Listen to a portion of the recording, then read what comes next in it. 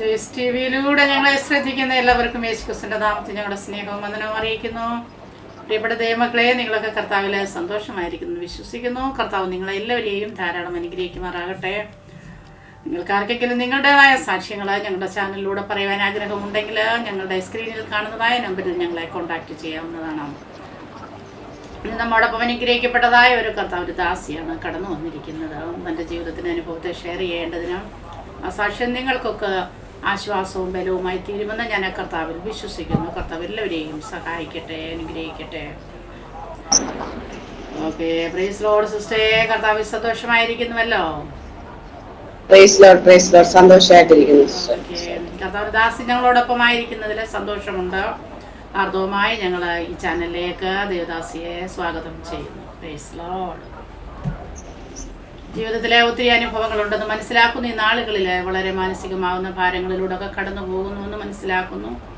കർത്താവ് കൈവിടാത്ത ദൈവം, ഉപേക്ഷിക്കാത്ത ദൈവം നമ്മളോട് കൂടെ ഉണ്ടല്ലോ. ഞാൻ നിന്നെ ഒരു നാളും കൈവിടുകയില്ല, ഉപേക്ഷിക്കുകയില്ലെന്ന് പറഞ്ഞ കർത്താവിൻ്റെ സാന്നിധ്യം ദേവദാസിയോടും ഒക്കെ കൂടെ ഇരിക്കുന്നുണ്ട്. അതിനായി കർത്താവിന് സ്തോത്രം ചെയ്യുന്നു. ദേവദാസിയെ കർത്താവ് ബലപ്പെടുത്തട്ടെ. ജീവിതാനുഭവത്തിലേക്ക് കടന്നു പോകുന്നതിന് മുന്നമേ തന്നെ നമുക്ക് ദൈവസന്നിധിയിൽ ഒന്ന് പ്രാർത്ഥിക്കാം. ഹല്ലേലൂയ. സ്തോത്രം, സ്തോത്രം. പരിശുദ്ധ കർത്താവേ, നന്ദി നിറഞ്ഞ ഹൃദയത്തോടെ ഞങ്ങളങ്ങേ വാഴ്ത്തുന്നു, സ്തുതിക്കുന്നു, സ്തോത്രം ചെയ്യുന്നപ്പാ. ഞങ്ങളുടെ മഹാസാന്നിധ്യം ഞങ്ങളോട് കൂടെ ഇരിക്കുന്നല്ലോ കർത്താവേ. ആ സാന്നിധ്യത്തിനായി സ്തോത്രം കർത്താവേ. നിന്റെ ദാസിയ ദൈവകരങ്ങളിൽ ഏൽപ്പിക്കുന്നു കർത്താവേ. അനുഗ്രഹിക്കപ്പെട്ടതായ ജീവിതാനുഭവം ഷെയർ ചെയ്യുവാനുള്ള എല്ലാ ദൈവകൃപയും പരിശുദ്ധാത്മാവ് കൊടുക്കണമേ.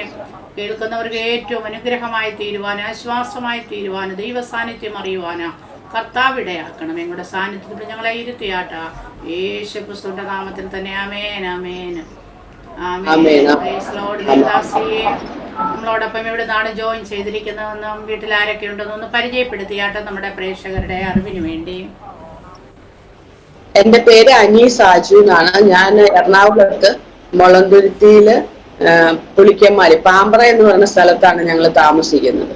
Okay, okay. കർത്താവ് സഹായിക്കട്ടെ. ജീവിതത്തിലെ കർത്താവ് നടന്ന വഴികളും നടത്തിയ വഴികളും ഒക്കെ ഉണ്ടെന്ന് മനസ്സിലാക്കുന്നു. ആ അനുഭവങ്ങൾ ഷെയർ ചെയ്യുവാൻ ദേവദാസിക്ക് ഇനിയുള്ള സമയം ഞാൻ നൽകി തരികയാണ്. Okay devadasi, God bless U. കർത്താവ് സഹായിക്കട്ടെ. Okay, okay, thank you. ഈ ചാനലിലേക്ക് എന്നെ സ്വാഗതം ചെയ്ത വാത്സല്യ ആന്റി ജോയ്സ് ആന്റിക്ക് യേശുക്രിസ്തുവിന്റെ നാമത്തിലുള്ള നന്ദിയും സ്നേഹം അറിയിക്കുകയാണ്. ആന്റിയിലേക്ക് എത്തിച്ചത് എൻ്റെ മറ്റൊരു ഫ്രണ്ടായ അനു സോമയാണ്. അദ്ദേഹത്തിനും ഈ സമയം ഞാൻ അദ്ദേഹത്തെ ഓർത്ത് ദൈവത്തിന് നന്ദി പറയുന്നു. എൻ്റെ സാക്ഷ്യം, ഞാനൊരു ഹിന്ദു ഈഴവ കുടുംബത്തിലാണ് ജനിച്ചു വളർത്തപ്പെട്ടത്. എൻ്റെ യൗവനകാലത്തിൽ എൻ്റെ കർത്താവിനെ അറിയാനുള്ള ഒരു ഭാഗ്യം സ്വർഗം എൻ്റെ ജീവിതത്തിൽ ഒരുക്കി. അതിന് ഞാൻ എൻ്റെ ദൈവത്തിന് നന്ദി പറയുകയാണ്. ഞങ്ങള് 4 മക്കളാണ്. എൻ്റെ പിതാവും മാതാവും. ഞങ്ങൾ 4 മക്കളും. അതിൽ മൂത്തത് എൻ്റെ ഒരു ചേച്ചിയാണ്, രണ്ടാമത്തെ ആളാണ് ഞാൻ, മൂന്നാമതൊരു സഹോദരി, പിന്നെ താഴെ ഒരു ആങ്ങള. അങ്ങനെ ഞങ്ങൾ 4 മക്കളാണ്. അതില് പിതാവ് ഒരു സെൻട്രൽ ഗവൺമെന്റ് എംപ്ലോയി ആയിരുന്നു, മാതാവ് ഹൗസ് വൈഫാണ്. അങ്ങനെ ഞങ്ങള് സന്തോഷമായിട്ട് കൃപയാല് അന്ന് സത്യദൈവത്തെ അറിയില്ലെങ്കിലും ദൈവം എന്ന വിശ്വാസത്തില്, അച്ചടക്കത്തിൽ, അനുസരണത്തിലൊക്കെ ഞങ്ങളുടെ മാതാപിതാക്കള് ഞങ്ങളെ വളർത്തി. ഞാൻ ജനിച്ചത് വൈറ്റിലയിലെ ജനത എന്ന് പറയുന്ന സ്ഥലത്താണ്. അവിടെ നിന്ന് ജനിച്ചു ഒരു 2ാം ക്ലാസ്സിലേക്ക് പഠിക്കുമ്പോൾ ഞങ്ങൾക്ക് അവിടെ നിന്ന് വീട് ഷിഫ്റ്റ് ചെയ്തിട്ട് ചോറ്റാനിക്കരയില് അമ്പാടിമല എന്ന സ്ഥലത്തേക്ക് ഞങ്ങൾക്ക് മാറി താമസിക്കേണ്ടതായിട്ട് വന്നു. അങ്ങനെ ഞങ്ങൾ അവിടെ താമസിക്കുമ്പോൾ ചോറ്റാനിക്കര അമ്പലത്തിൽ പോകും. അവിടെ അങ്ങനെ ഭക്തിപരമായ രീതികൾ, കാരണം എൻ്റെ പിതാവിനും മാതാവിനും സ്വന്തമായിട്ട് ക്ഷേത്രങ്ങളൊക്കെ ഉള്ളത് കൊണ്ട് ആചാരങ്ങളും കാര്യങ്ങളൊക്കെ ഉണ്ടെങ്കിലും ഞങ്ങളുടെ പിതാവ് അത്രത്തോളം അതിനകത്ത് ആത്മീയമായ അങ്ങനെ വലിയ ഭക്തനൊന്നും ആയിരുന്നില്ല. എന്നാൽ അമ്മ അതിനനുസരിച്ച് ഞങ്ങളെ ചെറിയ രീതിയിൽ ആ ഭക്തിയിലൊക്കെ വളർത്തിക്കൊണ്ട് തന്നെയാണ് വന്നിരുന്നത്. എന്നാലും ഞങ്ങൾ ഈ അപ്പന്റെ അമ്മയുടെയും ആലയങ്ങളിൽ പോയുള്ള പ്രാർത്ഥനകളും കാര്യങ്ങളൊക്കെ കുറവായിരുന്നു. കാരണം അപ്പൻ അതിനോട് ഇത്തിരി താല്പര്യക്കുറവായത് കൊണ്ടായിരിക്കാം ഞങ്ങൾക്ക് അങ്ങനെയുള്ള ഒരു ഭാഗ്യം, അല്ലെങ്കിൽ അതിൽ നിന്ന് ദൈവം ഞങ്ങളെ വിടുവിച്ചു എന്ന് പറയുന്നതായിരിക്കും കുറച്ചും കൂടെ ശരി. ആഴത്തിലേക്ക് പോകുന്ന ദൈവം ഞങ്ങളെ അനുവദിച്ചില്ല. പിന്നെ ഞങ്ങൾ പഠിച്ചതെല്ലാം കോൺവെന്റ് സ്കൂളുകളിലായിരുന്നുകൊണ്ട് അവിടെയും ഞങ്ങൾക്ക് കൂടുതലും യേശുവായിട്ടുള്ള റിലേഷൻ കുറച്ചും കൂടെ ആഴത്തിലും അടുപ്പത്തിലൊക്കെ വരാനും ദൈവം സാഹചര്യം ഒരുക്കി. അങ്ങനെ ഞങ്ങള് കൃപയാൽ അവിടെ ബാക്കിയുള്ള കാലങ്ങൾ പഠിച്ച് പോയിക്കൊണ്ടിരിക്കുന്ന സമയത്ത് എൻ്റെ അനിയത്തി +1 പഠിക്കുന്ന ഒരു ഇതുപോലെ ക്രിസ്ത്യൻ കോളേജിലാണ് അവൾക്ക് അഡ്മിഷൻ കിട്ടി. അങ്ങനെ അവൾ അവിടെ അഡ്മിഷന് ചേരുന്ന സമയത്ത് അവിടെ നിന്ന് പിള്ളേരിങ്ങനെ ധ്യാനത്തിനൊക്കെ കൊണ്ടുവന്ന ഒരു അവസരം ഉണ്ടായിരുന്നു. അപ്പം അവിടെ നോൺ ക്രിസ്ത്യൻസ് ആണ് അങ്ങനെ കൂടുതലും പോവാൻ അവസരങ്ങൾ അവർ ഒരുക്കുന്നത്. അപ്പൊ ആ സമയത്ത് അവൾക്ക് അങ്ങനെ പോവാൻ ദൈവം ഇടയാക്കി. പിതാവിന്റെ പെർമിഷനോടുകൂടെ തന്നെ പോയി. അങ്ങനെ ചെന്ന് അവിടെ ചെന്ന് ആ മീറ്റിംഗ് അറ്റൻഡ് ചെയ്ത് കഴിഞ്ഞപ്പോഴത്തേക്ക് ആൾക്ക് മനസ്സിലായി ഇതല്ല സത്യദൈവം. അതായത് ഞങ്ങൾ ഫോളോ ചെയ്തിരുന്ന കല്ലും മരവും ജീവനില്ലാത്തതും സംസാരിക്കാത്തതും ചലിക്കാത്തതുമായ കല്ലും മരങ്ങളും അല്ല സത്യദൈവം.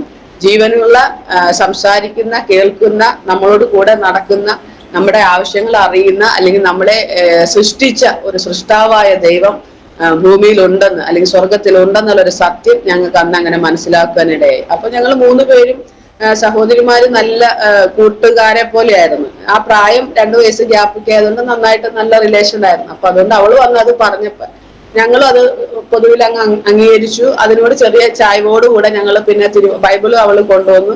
അപ്പൊ അത് വെച്ച് വായിക്കാനും മനസ്സിലാക്കാനൊക്കെ തുടങ്ങിയപ്പോൾ ഞങ്ങൾക്ക് അതിനകത്തൊരു എന്താ പറയാ, ഒരു സത്യം, അല്ലെങ്കിൽ അതിനകത്തൊരു ജീവൻ ഞങ്ങളിലേക്ക് വ്യാപരിക്കുവാൻ സ്വർഗം ഇടയാക്കി. അങ്ങനെ അതുമായിട്ട് അങ്ങനെ പോയിക്കൊണ്ടിരിക്കുമ്പം ആ സമയത്ത് ഞങ്ങളുടെ പിതാവ് സെൻട്രൽ ഗവൺമെന്റ് എംപ്ലോയി ആയിരുന്നു എന്ന് പറഞ്ഞില്ല. അദ്ദേഹത്തിന് പെട്ടെന്ന് ആ ജോലി റിസൈൻ ചെയ്യേണ്ട ഒരു സാഹചര്യം ഉണ്ടായി. അങ്ങനെ വന്നു കഴിഞ്ഞപ്പോൾ ഞങ്ങളുടെ ജീവിതത്തിന്റെ എല്ലാ താളങ്ങളും തെറ്റുന്ന ഒരു അവസ്ഥയിലേക്ക് ഞങ്ങൾ മാറ്റപ്പെടുന്നത്. അപ്പൊ തമ്പുരാൻ വിശ്വസ്തനാണ്. കാരണം നമ്മളൊരു ദോഷത്തിലേക്ക് അല്ലെങ്കിൽ തിന്മയിലേക്ക് പോകും എന്ന് കർത്താവിന് മുന്നേ അറിയാവുന്നത് കൊണ്ട് ആ തക്ക സമയത്ത് ഇങ്ങനെ പോകുന്നതിന്റെ ആ സ്റ്റാർട്ടിങ് ടൈമിൽ തന്നെ ഞങ്ങൾക്ക് ഞങ്ങളുടെ സ്വർഗീയ പിതാവിനെ അറിയാൻ, കണ്ടെത്താനുള്ള ഒരു അവസരം ആ യൗവനത്തിൽ കർത്താവ് ഞങ്ങളുടെ ജീവിതത്തിൽ ഒരുക്കി തന്നു. അത് ഞങ്ങളുടെ ജീവിതത്തിൽ വലിയൊരു അനുഗ്രഹം. ആ അനുഗ്രഹത്തെ എത്ര വില കൊണ്ട് നേടാമെന്ന്, അല്ലെങ്കിൽ എത്ര വില പറയാമെന്നോ എനിക്കറിയില്ല. കാരണം തന്റെ ഏകജാതനായ പുത്രനെ നമുക്ക് ഏൽപ്പിച്ചു തന്ന ആ ദൈവത്തിന്റെ സ്നേഹത്തിന് മുമ്പിൽ നമ്മൾ വണങ്ങി തന്നെ തീരണം. സ്തോത്രം. അപ്പൊ അങ്ങനെ ഒരു അവസരം സ്വർഗം ഒരുക്കി. അങ്ങനെ അപ്പൊ ഞങ്ങൾ 3 പേര് സാധാരണ പോകുന്നത് പോലെ അമ്പലത്തിൽ പോകും, അതിന്റെ കൂടെ പ്രാർത്ഥിക്കും, ഇങ്ങനെയുള്ള കാര്യം. അപ്പൊ നാമജപം കാര്യങ്ങളൊക്കെ, വിളക്ക് കത്തിക്കൽ പരിപാടികളൊക്കെ വീട്ടിൽ നടക്കുന്നുണ്ടെങ്കിലും ഈ വചനം വായനയും സത്യത്തിലേക്ക് കൂടുതൽ അടുക്കാൻ തുടങ്ങി കഴിഞ്ഞപ്പോഴത്തേക്ക് പൊതുവിൽ ഞങ്ങള് പഴയ ആചാരത്തിൽ നിന്നും കുറച്ചങ്ങോട്ട് മാറുന്ന, അല്ലെങ്കിൽ ആ ആചാരം കുറയുന്ന ഒരവസ്ഥ ഉണ്ടായത് അത് മാതാപിതാക്കൾ കണ്ടുപിടിച്ചു. അങ്ങനെ വന്നു കഴിഞ്ഞപ്പോൾ അവർക്ക് ഞങ്ങളോട് കുറച്ചും കൂടെ ആദ്യത്തെ ഉണ്ടായിരുന്ന സ്നേഹത്തിൽ നിന്നൊക്കെ കുറച്ചും കൂടെ അതിന് മാറ്റങ്ങൾ വരാൻ തുടങ്ങി. മാറ്റങ്ങൾ വരാൻ തുടങ്ങിയപ്പോൾ നമ്മള് യേശു ആണ്. അപ്പൊ അന്ന് ഞങ്ങള് കത്തോലിക്ക രീതിയിലുള്ള കാര്യങ്ങളാണ് ചെയ്തുകൊണ്ടിരുന്നോണ്ട് കത്തോലിക്ക പള്ളിയിൽ കിട്ടുന്ന സമയങ്ങളിലൊക്കെ പോകും, അവിടുത്തെ പ്രാർത്ഥനകളിലൊക്കെ അറ്റൻഡ് ചെയ്യും. പക്ഷെ അതിങ്ങനെ അറ്റൻഡ് ചെയ്യുമ്പോഴും ഞങ്ങളുടെ ഉള്ളിലൊരു തികവ് അല്ലെങ്കിൽ ഒരു പൂർണ്ണത ഞങ്ങൾക്ക് മനസ്സിലാക്കാൻ കഴിയുന്നില്ല. കാരണം എന്തോ ഒരു കുറവ് ഞങ്ങൾക്ക് അവിടെ എല്ലാം ഫീൽ ചെയ്യുന്നുണ്ടായിരുന്നു. അപ്പൊ ഞങ്ങൾ ഇത് പരസ്പരം പറയുകയും ചെയ്യും, ഇതല്ലല്ലോ. കാരണം ബൈബിള് വായിക്കുമ്പോഴും കത്തോലിക്ക ആചാരവുമായിട്ട് നോക്കുമ്പോൾ ഇത് രണ്ടും തമ്മിൽ വളരെ വ്യത്യാസം. അപ്പം അതിനെ നമുക്ക് ഞങ്ങളുടെ ഉള്ളിൽ അതിങ്ങനെ ചിന്തകളായിട്ടിരിക്കുക. അപ്പൊ പിതാവും മാതാവും ഞങ്ങളോട് എതിർപ്പുകൾ കാണിക്കുമെങ്കിലും ഞങ്ങൾ ഈ സത്യം അന്വേഷിക്കുന്നു. ദൈവത്തിന്റെ തിരുവചനത്തിൽ ഇങ്ങനെ വായിക്കുന്നു, നിങ്ങൾ എന്നെ അന്വേഷിപ്പിൻ എന്നാൽ നിങ്ങൾ എന്നെ കണ്ടെത്തും, അല്ലെ? അന്വേഷിക്കുന്നവർക്ക് കണ്ടെത്താൻ ദൈവം റെഡി ആയിട്ടിരിക്കും. അപ്പൊ ദൈവം തന്നെ നമ്മുടെ ഉള്ളിലേക്ക് അങ്ങനെ ഒരു ചിന്തയിട്ടിട്ട് ആ സത്യ ദൈവത്തെ അന്വേഷിച്ച് കണ്ടുപിടിക്കേണ്ട ഒരു ഉത്തരവാദിത്വം ദൈവം നമുക്ക് തന്നു. സ്തോത്രം. അപ്പൊ അതുകൊണ്ട് ഞങ്ങൾ അതിലേക്ക് കർത്താവിന്റെ കൃപയാൽ പതുക്കെ അന്വേഷിക്കാൻ തുടങ്ങിയപ്പോൾ ഞങ്ങൾ ഈ പുരോഹിതന്മാരോട്, അവിടെയുള്ള ആലയത്തിൽ പുരോഹിതന്മാരോട് ചോദിക്കും, ഇത് ഇങ്ങനെയാണല്ലോ, അല്ലെങ്കിൽ ഇങ്ങനെ പോയാൽ ഇത് വചനപ്രകാരം തെറ്റാണല്ലോ എന്നൊക്കെ ഞങ്ങൾ അവരോട് ചോദിക്കുമ്പോൾ അവർക്ക് അതിന് കറക്റ്റായ ഒരു മറുപടി തരാൻ അവരെ കൊണ്ട് സാധിക്കില്ല. കാരണം അവരപ്പൊ പല പല എക്സ്ക്യൂസസ് അതിനകത്ത് പറയും. അത് അങ്ങനെയാണ്, അത് നമുക്ക് രൂപം ഇല്ലാണ്ട് പറ്റില്ല, ഒരാളില്ലാണ്ട് പറ്റില്ല, നമ്മൾ അത് അങ്ങനെയാണെങ്കിൽ ഇങ്ങനെ നിങ്ങൾ ആളില്ലാത്ത പോലെ രൂപം കാണാണ്ട്, അങ്ങനെ അവരുടേതായ കുറെ ടീച്ചിങ് ഒക്കെ പറയുമ്പോൾ നമ്മുടെ ഹൃദയത്തിൽ ഇരിക്കുന്ന സർവശക്തനായ ദൈവത്തിന്, അല്ലെങ്കിൽ ദൈവം പറഞ്ഞ ഞാനൊരു ആലയത്തിലും വസിക്കുന്നില്ല, കൈപ്പണിയായുള്ള ആലയത്തിലല്ല ഞാൻ വസിക്കുന്നത്, ആ ദൈവം വസിക്കുന്നത് നമ്മുടെ ഹൃദയത്തിൽ, നമ്മുടെ ഉള്ളിൽ, നമ്മുടെ ജീവനായിരിക്കുന്നത്, കർത്താവിന്റെ ജീവനായി നമ്മുടെ ഉള്ളിൽ തന്നെ ആ ജീവനകത്താ ദൈവം വസിക്കുന്നതെന്നുള്ള സത്യം നമ്മുടെ ഉള്ളിലേക്ക് മനസ്സിലായപ്പോ ഇവരുടെ വാക്കുകൾക്കൊന്നും നമ്മളെ അങ്ങ് നിർത്തി തരാനായിട്ട് അല്ലെങ്കിൽ അവസാനിപ്പിക്കാൻ ഞങ്ങളെ കൊണ്ട് ദൈവത്തിന് സമ്മതമില്ലായിരുന്നു, ഞങ്ങൾക്ക് സമ്മതമില്ലായിരുന്നു. അങ്ങനെ ഞങ്ങള് മാക്സിമം അത് അന്വേഷിച്ചുകൊണ്ടിരിക്കുന്ന സമയത്ത് എനിക്ക് നോർത്ത് ഇന്ത്യയിലേക്ക് ഒരു ജോലിയുടെ ആവശ്യമായിട്ട് പോകേണ്ടി വന്നു. അങ്ങനെ ഞാൻ അവിടേക്ക് പോയി. അപ്പൊ വീട്ടില് സഹോദരിമാർ 2 പേരും ഉണ്ട്. അപ്പൊ അങ്ങനെ ഇരിക്കുമ്പം ഞങ്ങളുടെ വീടിന്റെ അടുത്ത് ഒരു സഹോദരൻ ജയിലിൽ നിന്ന് ഒരു സാഹചര്യത്തിൽ ജയിലിൽ പോയിട്ട് നാട്ടിൽ വന്ന് അവിടെ ആയിരിക്കുന്ന ഒരു സമയം. അപ്പൊ ഞങ്ങൾ പരസ്പരം അങ്ങനെ അറിയാമെങ്കിൽ അങ്ങനെ വലിയ റിലേഷൻ ഒന്നും ഇല്ലാണ്ടിരിക്കുന്ന സമയം. അപ്പൊ അങ്ങനെ നിൽക്കുമ്പോൾ എന്റെ ബ്രദർ അപ്പൊ അവരുടെ വീട്ടില് അധികം ആൾക്കാരില്ല മീൻസ് പെണ്ണുങ്ങൾ ആരില്ല, ലേഡീസ് അല്ല. അവിടുത്തെ ചേച്ചി കല്യാണം കഴിച്ചു പോയോണ്ട് വേറെ അവിടെ ചെറുക്കന്മാരേ ഉള്ളൂ. അപ്പൊ അതുകൊണ്ട് എന്റെ ബ്രദർ അവിടെ പോയി അവര് കൂട്ടുകൂടി വർത്താനൊക്കെ പറഞ്ഞ് അങ്ങനെ അവിടെ ഇരിക്കും. അങ്ങനെ ഇരിക്കുമ്പോ അവൻ വീട്ടിൽ വന്നിട്ട് എന്റെ ചേച്ചിമാർ സഹോദരങ്ങളോട് പറഞ്ഞു, നിങ്ങൾ വായിക്കുന്ന പോലെ തന്നെ ഇതുപോലത്തെ ഒരു പുസ്തകം അവിടെ ഇരിക്കുന്ന, അപ്പൊ ഞങ്ങൾ അദ്ദേഹത്തെ അണ്ണാന്ന വിളിക്കുന്ന, പ്രായത്തില് ഞങ്ങളെ സ്നേഹത്തിൽ ഞങ്ങൾ അണ്ണാന്ന വിളിക്കുന്ന. അപ്പൊ ആ അണ്ണൻ വായിക്കുന്നത് ഇതുപോലത്തെ കറുത്ത ഇതുപോലെ ബുക്കാണ്, നിങ്ങൾ വായിക്കുന്ന ഇതേ ബുക്ക് തന്നെ അവിടെ അവരും വായിക്കുന്ന, അണ്ണനും വായിക്കുന്നതെന്ന് പറഞ്ഞു. അപ്പൊ അവിടെ ചെന്നിട്ട് അവൻ പറഞ്ഞു ഇതേ ബുക്ക് തന്നെ എന്റെ ചേച്ചിമാരും വായിക്കുന്നുണ്ടെന്ന് പറഞ്ഞു. അപ്പൊ പുള്ളിക്ക് ഭയങ്കര സന്തോഷമായി. അങ്ങനെ അദ്ദേഹം തിരിച്ച് അവരോട് പറഞ്ഞ് എന്റെ സഹോദരി പറഞ്ഞു എന്നാൽ അണ്ണനോട് ഒരു ദിവസം നമ്മുടെ വീട്ടിലേക്ക് വരാൻ പറയണമെന്ന്. അത് കേട്ടത് അദ്ദേഹത്തിന് സന്തോഷമായി. അങ്ങനെ അദ്ദേഹം നമ്മുടെ വീട്ടിലേക്ക് വന്നു കഴിഞ്ഞപ്പോ സംശയങ്ങള് കാര്യങ്ങളൊക്കെ ചോദിച്ചപ്പോഴത്തേക്ക് മനസ്സിലായി, ശരിക്കും പറഞ്ഞ ആ ദൈവം പറഞ്ഞ അല്ലെങ്കിൽ ദൈവവചനത്തിൽ പറഞ്ഞിരിക്കുന്ന പ്രകാരമുള്ള ഒരു വിശ്വാസം ആ കാലങ്ങളിൽ പെന്തക്കോസ്ത് രീതിയിലായിരുന്നു എന്നുള്ളതിന്റെ ഒരു സത്യം നമുക്ക് തിരിച്ചറിയാൻ കഴിഞ്ഞു. അപ്പൊ അങ്ങനെ അദ്ദേഹം കുറെ കാര്യങ്ങൾ വചനങ്ങളൊക്കെ തന്റെ ദാസിയിലൂടെ പിള്ളേർക്ക് ചേച്ചിമാർക്ക് അത് പറഞ്ഞു കൊടുക്കാൻ തുടങ്ങി, പഠിപ്പിക്കാൻ തുടങ്ങി. അങ്ങനെ അവരത് മനസ്സിലാക്കി കഴിഞ്ഞപ്പോ ഞാൻ പുറത്തായതുകൊണ്ട് ചേച്ചി എനിക്ക് ലെറ്റർ എഴുതി, ഇദ്ദേഹം എനിക്ക് ലെറ്റർ എഴുതും. പക്ഷെ ഇദ്ദേഹം പറയണത് എനിക്ക് പെട്ടെന്ന് ഉൾക്കൊള്ളാൻ പറ്റാത്തൊരു സാഹചര്യം. കാരണം ഞാൻ ഇവരുടെ പുറകെ പോകുന്ന ഒരു അനുഭവമായിരുന്നു. കാരണം എനിക്ക് സ്വന്തമായിട്ട് ഒരു തീരുമാനം എടുക്കാനോ പറയുവാനോ പറ്റുന്ന ഒരു ധൈര്യം ബലമുള്ള ഒരു വ്യക്തിയല്ല ഞാൻ. ഇവരുടെ ഇടയിലാണ് ഞാൻ പോകുന്നത്. കാരണം ഞാൻ ഇവരോട് ചേർന്ന് പോയില്ലെങ്കിൽ ഞാൻ ഒറ്റപ്പെട്ടു പോയാൽ എനിക്ക് മാതാപിതാക്കളോട് ഈ പറയണ പോലെ വിഗ്രഹങ്ങളെ സേവിക്കുക അതൊരു സത്യം ഉണ്ടെന്ന് എനിക്ക് മനസ്സിലായതുകൊണ്ട് അതിനെ വിട്ടിട്ട് മാതാപിതാക്കളുടെ പോലെ പോയി അവരുടെ ഫോളോ അപ്പിൽ പോകണമെന്ന് എനിക്ക് താല്പര്യമില്ല. പക്ഷെ ഇവരെ വിടാനും പറ്റത്തില്ല. അപ്പൊ ഇങ്ങനെയുള്ള ഒരു ബന്ധത്തിന് നടുവില് ഞാൻ അവിടെ നിൽക്കുമ്പോ ഇവരെനിക്ക് ലെറ്റർ എല്ലാം എഴുതും. അപ്പൊ അതിന്റെ കൂടെ ഞാനും കാര്യങ്ങളൊക്കെ പറയുമെങ്കിലും ഈ പറഞ്ഞ പോലെ ഒരു യഥാർത്ഥ സത്യത്തിലേക്ക് ഞാനും വന്നിട്ടില്ലായിരുന്നു. അപ്പൊ അങ്ങനെ ഇരിക്കുമ്പം ഇവരിങ്ങനെ ഇതെല്ലാം സംസാരിച്ച് എനിക്ക് ലെറ്റർ എഴുതിക്കൊണ്ടിരുന്നു. ആ സമയത്ത് അവിടെ ഈ കൊന്തയുടെ ഒരു മാസമുണ്ട്. അപ്പൊ ഞാൻ പോയ സ്കൂൾ എന്ന് പറയുന്നത് അതൊരു കാത്തലിക് സ്കൂളാണ്. അപ്പൊ അവർക്ക് അവിടെയുള്ള ടീച്ചേഴ്സ് എല്ലാം മലയാളികളായ ടീച്ചേഴ്സ് എല്ലാം കത്തോലിക്ക വിശ്വാസികളാണ്. അപ്പൊ അവർക്ക് ഞാനും കൂടെ ചേർന്നതിൽ അവർക്ക് വ്യത്യാസം പ്രശ്നമൊന്നുമില്ല. കാരണം ഞാനും അവരുടെ കൂടെ കൂടിയപ്പോ അവർക്കൊരു സന്തോഷം. അപ്പം എന്നെ കണ്ടാലും പ്രത്യേകിച്ച് ഒരു ഹിന്ദു രൂപമൊന്നും ഇല്ലെന്നും പറഞ്ഞ് ഇവർക്ക് പേരിലെല്ലാം ഒരു ക്രിസ്ത്യൻ ലുക്കാണെന്നൊക്കെ പറഞ്ഞ് ഇവരെന്നെ എന്നോട് ചേർക്കും.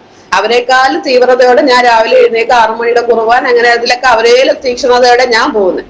അങ്ങനെയൊക്കെ പോയിക്കൊണ്ടിരിക്കുമ്പം ചേച്ചി എൻ്റെ അടുത്ത് പറഞ്ഞ് ഇങ്ങനെ നിങ്ങളുടെ കൊന്ത സമയമാണല്ലോ, ഈ സമയത്ത് നീ എന്താണെങ്കിലും പ്രാർത്ഥിക്കരുത്, അല്ലെങ്കിൽ ഈ കൊന്ത മുട്ടുമടക്കി അല്ലെങ്കിൽ കൊന്ത ബന്ധിങ്ങി അതിനൊന്നും പോയി നിൽക്കരുത്. ബൈബിളിനകത്ത് അതൊന്നുമില്ല, വിഗ്രഹമില്ല, യേശു മാത്രമേ ഉള്ളൂ. മറിയ ഉണ്ടെങ്കിലും മറിയനെ ആരാധിക്കാൻ ദൈവം വചനം പറയുന്നില്ല. മറിയ നമുക്ക് സ്നേഹിക്കാവുന്നതും അല്ലെങ്കിൽ ആദരിക്കാവുന്നതുമായ ഒരു ലേഡിയാണ്. പക്ഷെ ഒരിക്കലും ആരാധിക്കാൻ നമ്മളോട് മറിയത്തെ പറഞ്ഞിട്ടില്ല എന്നൊക്കെ പറഞ്ഞ് ചേച്ചി എനിക്ക് ഇങ്ങനെ കാര്യങ്ങളൊക്കെ പറഞ്ഞു. ഇതെന്റെ കൂട്ടുകാരോട് പറയുമ്പോ അവര് പറയും അതൊന്നും അല്ല, അമ്മയില്ലാതെ കുഞ്ഞുണ്ടാവത്തില്ല, മുട്ടയില്ലാണ്ട് കോഴി ഉണ്ടാവില്ല എന്നൊക്കെ പറഞ്ഞ് ഇവരെന്നെ അടുത്ത കാര്യങ്ങൾ കുഴപ്പം. എനിക്ക് ഇതിൻ്റെതായ കൺഫ്യൂഷനിൽ ഞാൻ ഇങ്ങനെ ഇരിക്കുമ്പോ ഇവര് പറഞ്ഞു, അപ്പൊ ചേച്ചി എന്നോട് ഈ പറഞ്ഞതിന്റെ പുറത്ത് ഞാൻ എന്ത് ചെയ്ത് ഇവരോട് പറഞ്ഞു ഇന്ന് എന്തായാലും ഞാൻ നിങ്ങളുടെ കൂടെ കൊന്ത ചെല്ലാൻ വരുന്നില്ല. കാരണം മറ്റൊന്നുമല്ല, എന്റെ ചേച്ചി ഇങ്ങനെ കാര്യം പറഞ്ഞു. അപ്പൊ ഈ കാര്യത്തിനകത്ത് എനിക്ക് സത്യം എന്താണെന്ന് അറിയണം. അപ്പൊ ഞാൻ അതുകൊണ്ട് ഇന്ന് നിങ്ങളുടെ കൂടെ വരണം. ഞാൻ നേരിട്ട് ദൈവത്തോടൊന്ന് പ്രാർത്ഥിക്കാൻ പോയി. എന്റെ ശബ്ദം കേൾക്കുന്ന അല്ലെങ്കിൽ എന്റെ പ്രാർത്ഥനയ്ക്ക് മറുപടി തരുന്ന ഒരു ദൈവം ഉണ്ടോ ഇല്ലയോ എന്ന് ഞാനൊന്ന് നോക്കട്ടെ എന്നും പറഞ്ഞു ഞാൻ വന്ന് എന്റെ റൂമിൽ ഒന്ന് പ്രാർത്ഥിക്കാനിരുന്നിട്ട് ഞാൻ അങ്ങനെ പ്രാർത്ഥനാ രീതികളൊന്നും ഉള്ള ആളല്ല. പക്ഷെ ചേച്ചി പറഞ്ഞതിന്റെ പുറത്ത് ചേച്ചി എന്നെ ചതിക്കില്ല, വഞ്ചിക്കില്ല, പറ്റിക്കില്ല എന്നൊക്കെയുള്ള പൂർണ്ണ ധൈര്യം എന്റെ ഉള്ളിലുണ്ട്. കൂട്ടുകാരും അങ്ങനെ തന്നെ ആണെങ്കിലും എന്തൊക്കെ പറഞ്ഞാലും എനിക്ക് ചേച്ചിയോട് കൂട്ടുകാരെക്കാൾ കൂടുതൽ ഒരു പടി മുമ്പിൽ തന്നെയായിരുന്നു സ്നേഹവും വിശ്വാസവും. അപ്പൊ അതുകൊണ്ട് ഞാൻ ചേച്ചിയുടെ വാക്കിനെ സമ്മതിച്ചിട്ട് കേട്ടിട്ട് ഞാൻ ഇങ്ങനെ വന്ന് റൂമിലിരുന്ന് ബെഡിലിരുന്ന് പ്രാർത്ഥിച്ചിട്ട് പ്രാർത്ഥിക്കാനല്ല, കർത്താവ് ഇതിനകത്ത് ഏതാ സത്യം എന്നുള്ളത് എന്നോട് പറയണം.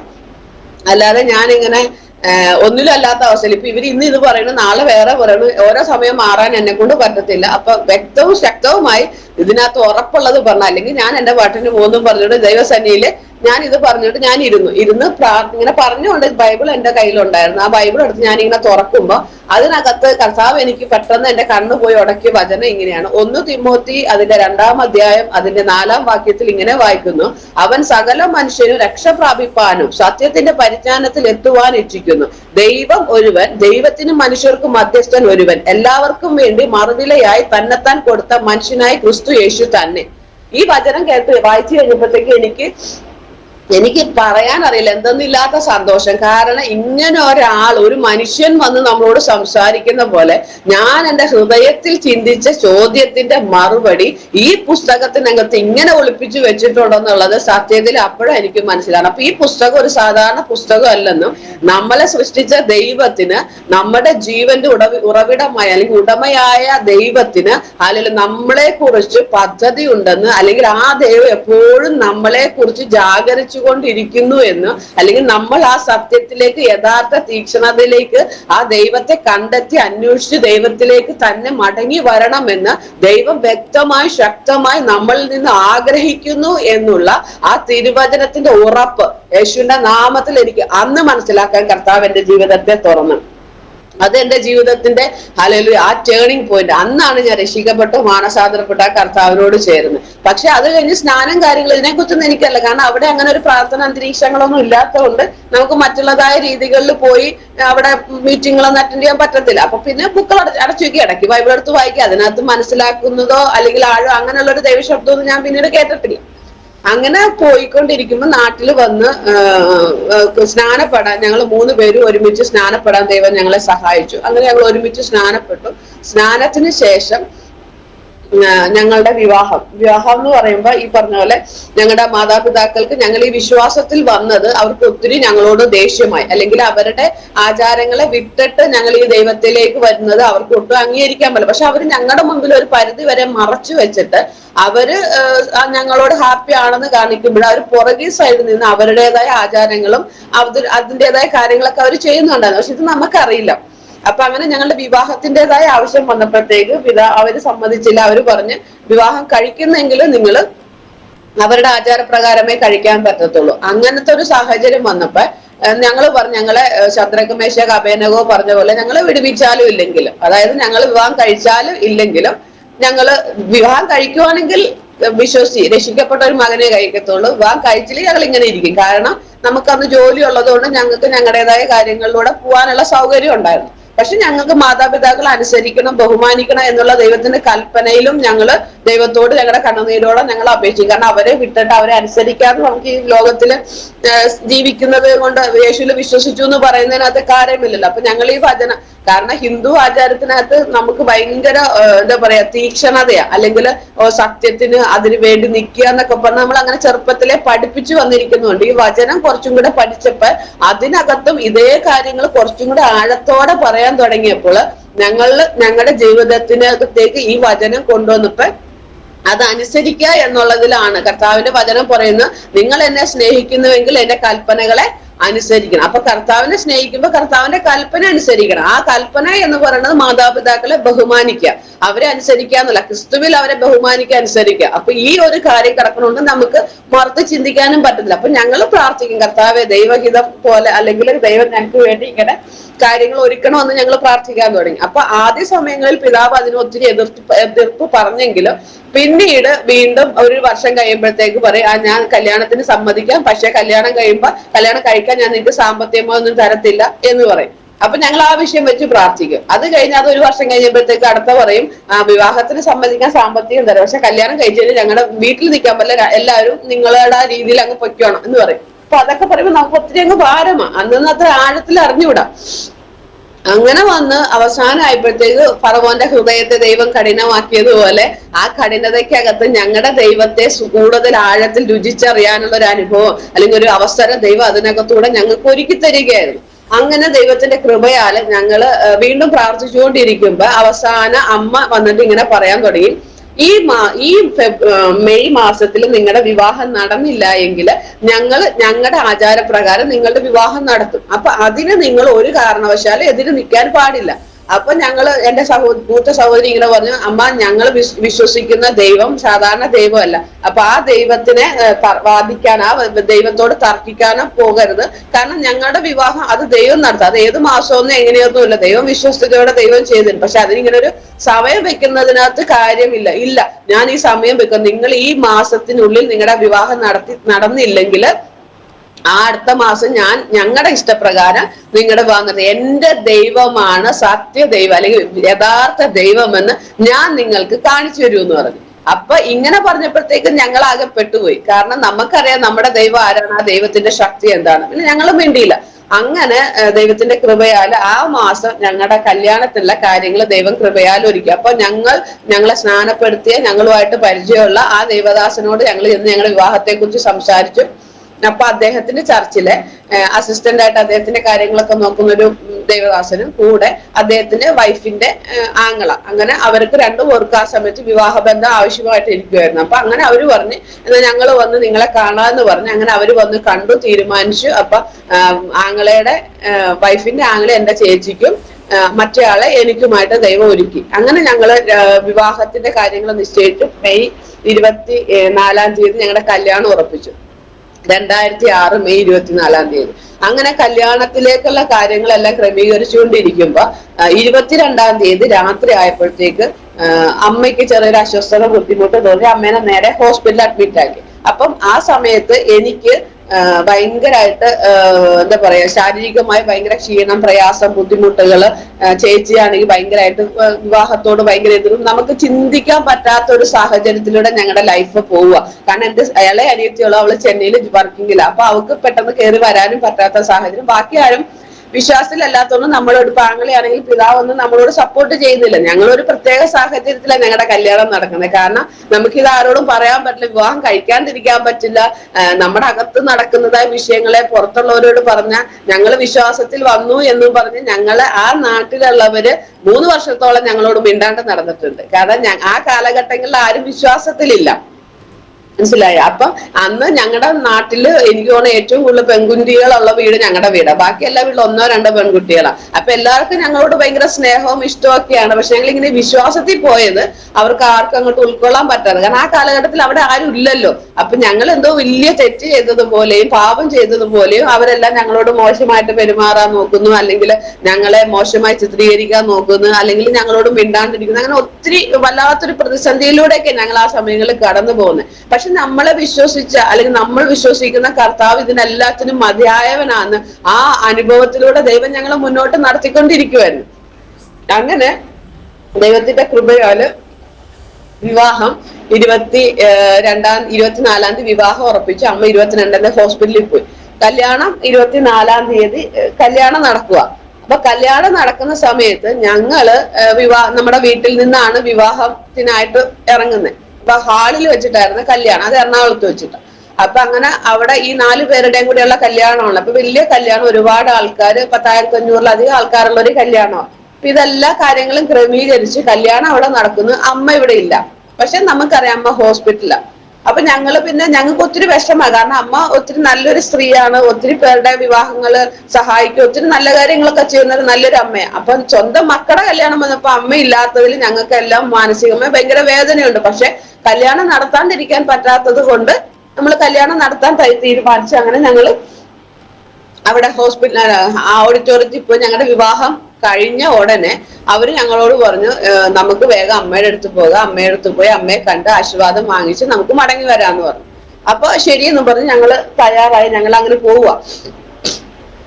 ഞങ്ങൾ അവിടെ ചെന്ന് കഴിയുമ്പോഴത്തെ അവിടെ പോകണമെങ്കിൽ ഞങ്ങളുടെ വീട്ടിൽ നിന്നും റൈറ്റിലേക്ക് പോയാൽ നമ്മുടെ വീടും, ഓഡിറ്റോറിയത്തിൽ നിന്ന് റൈറ്റിലോട്ട് പോകണം നമ്മുടെ വീട്, ലെഫ്റ്റിലോട്ടാണ് ഹോസ്പിറ്റലിൽ പോകണം. അപ്പൊ വണ്ടി റൈറ്റിലോട്ട് എടുത്തപ്പോ ഞങ്ങൾ ചോദിച്ചു എന്ത് പറ്റി, ഹോസ്പിറ്റലിലോട്ട് അങ്ങോട്ടല്ലേ പോകേണ്ടതെന്ന് പറഞ്ഞു. അത് സാരമില്ല, അമ്മ വീട്ടിൽ കൊണ്ടുവന്നിട്ടുണ്ട്, അപ്പൊ നമുക്ക് വീട്ടിൽ ചെന്ന് ആശീർവാദം വാങ്ങിക്കാന്ന് പറഞ്ഞു. അങ്ങനെ ദൈവത്തിന്റെ കൃപയാല് വണ്ടി നേരെ വീട്ടിലേക്ക് വന്ന്.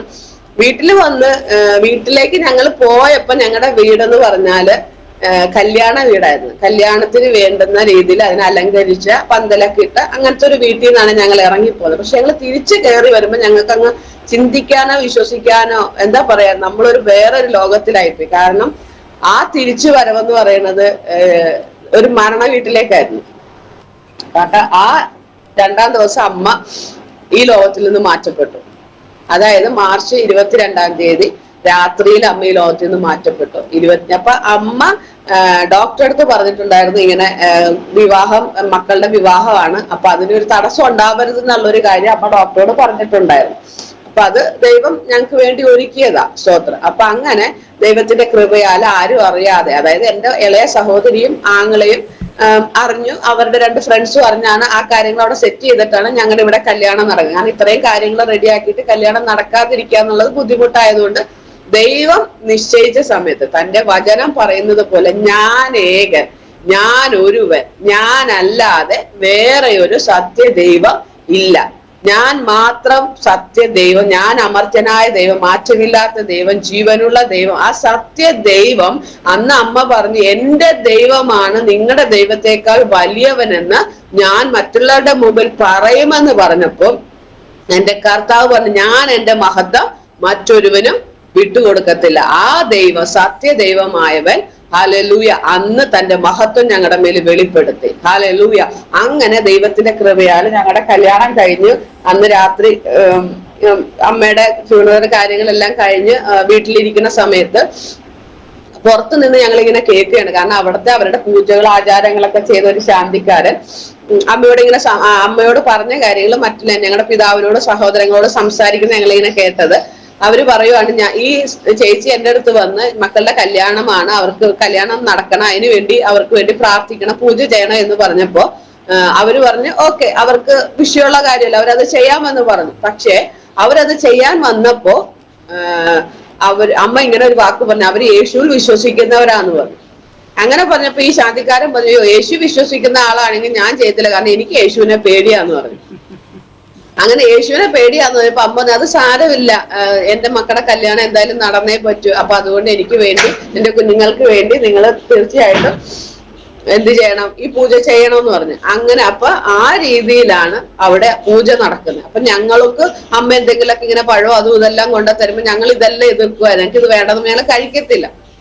പക്ഷെ ആ ചെയ്തു വെച്ചത് ഒന്നെങ്കിൽ ഞങ്ങള് അമ്മയുടെ വിശ്വാസപ്രകാരം എന്ത് ചെയ്യണം, അവരുടെ ഇഷ്ടത്തിനുള്ള വിവാഹത്തിൽ തയ്യാറാകണം, അതല്ലെങ്കിൽ ഞങ്ങൾ ഈ ലോകത്തിൽ നിന്ന് മാറ്റപ്പെടണമെന്നായിരുന്നു അവര് ചെയ്തു വെച്ചത്.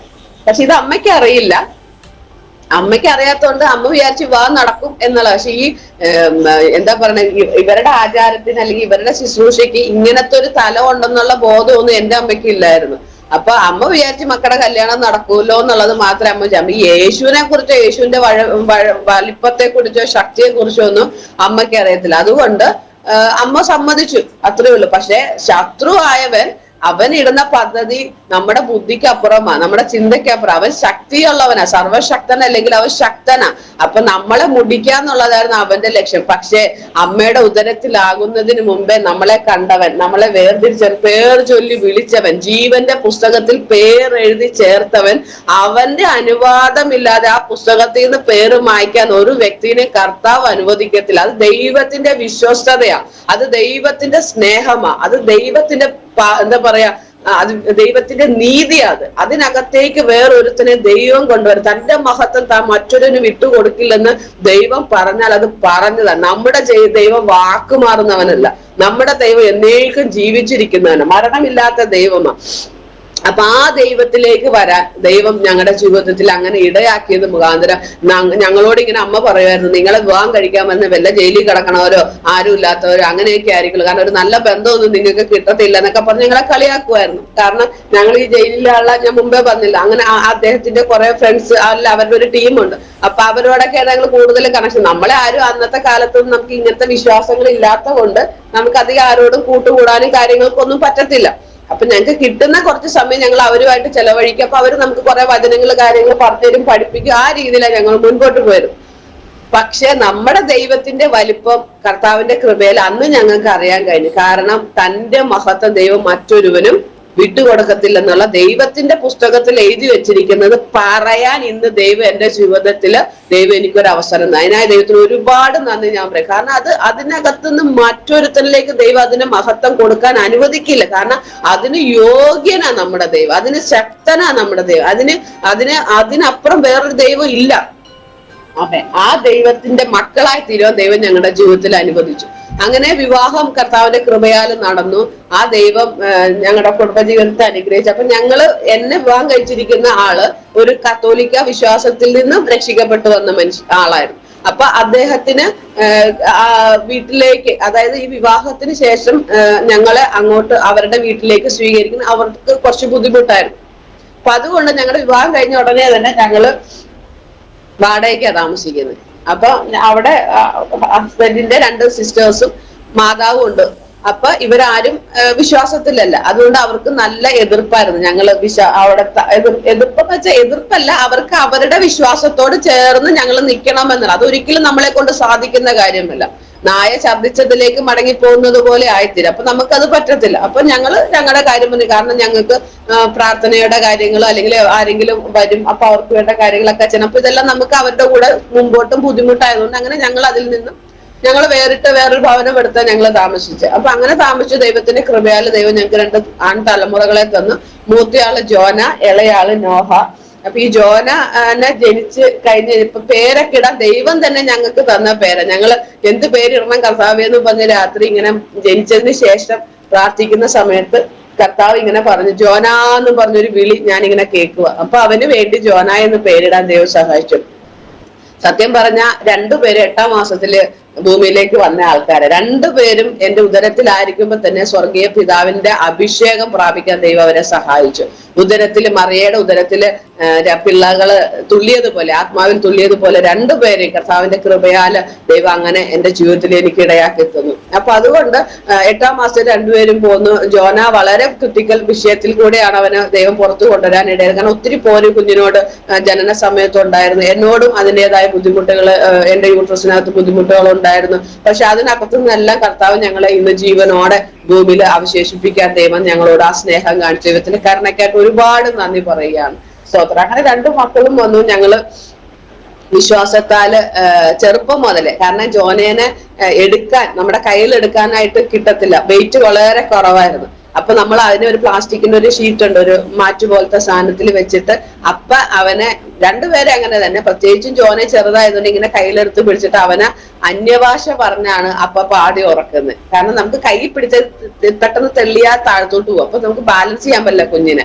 അപ്പൊ അങ്ങനത്തെ ഒരു സ്റ്റേജിൽ അപ്പൊ അവൻ ആ ജനിച്ചത് വയറ്റിൽ കിടക്കുമ്പോഴും പുറത്തു വരുമ്പോഴും കുഞ്ഞുങ്ങൾ 2 പേരും കേട്ടിരിക്കുന്നത് അന്യഭാഷയിലുള്ള പ്രാർത്ഥനയാണ്. ഉദരത്തിൽ നിന്ന് അഭിഷേകം പ്രാപിച്ചു ഭൂമിയിലേക്ക് വന്നപ്പോഴും അഭിഷേകത്തോടെ വരാനും, അതിനുശേഷം അവര് ചെറുപ്രായത്തിൽ തന്നെ, അതായത് അവരുടെ 13ഉം 15ഉം വയസ്സിൽ അവര് സ്നാനപ്പെടാൻ സ്വർഗത്തിലെ ദൈവങ്ങളുടെ ജീവിതത്തിൽ ഇടകൊടുത്തു. അപ്പൻ തന്നെ അവരെ സ്നാനപ്പെടുത്തി.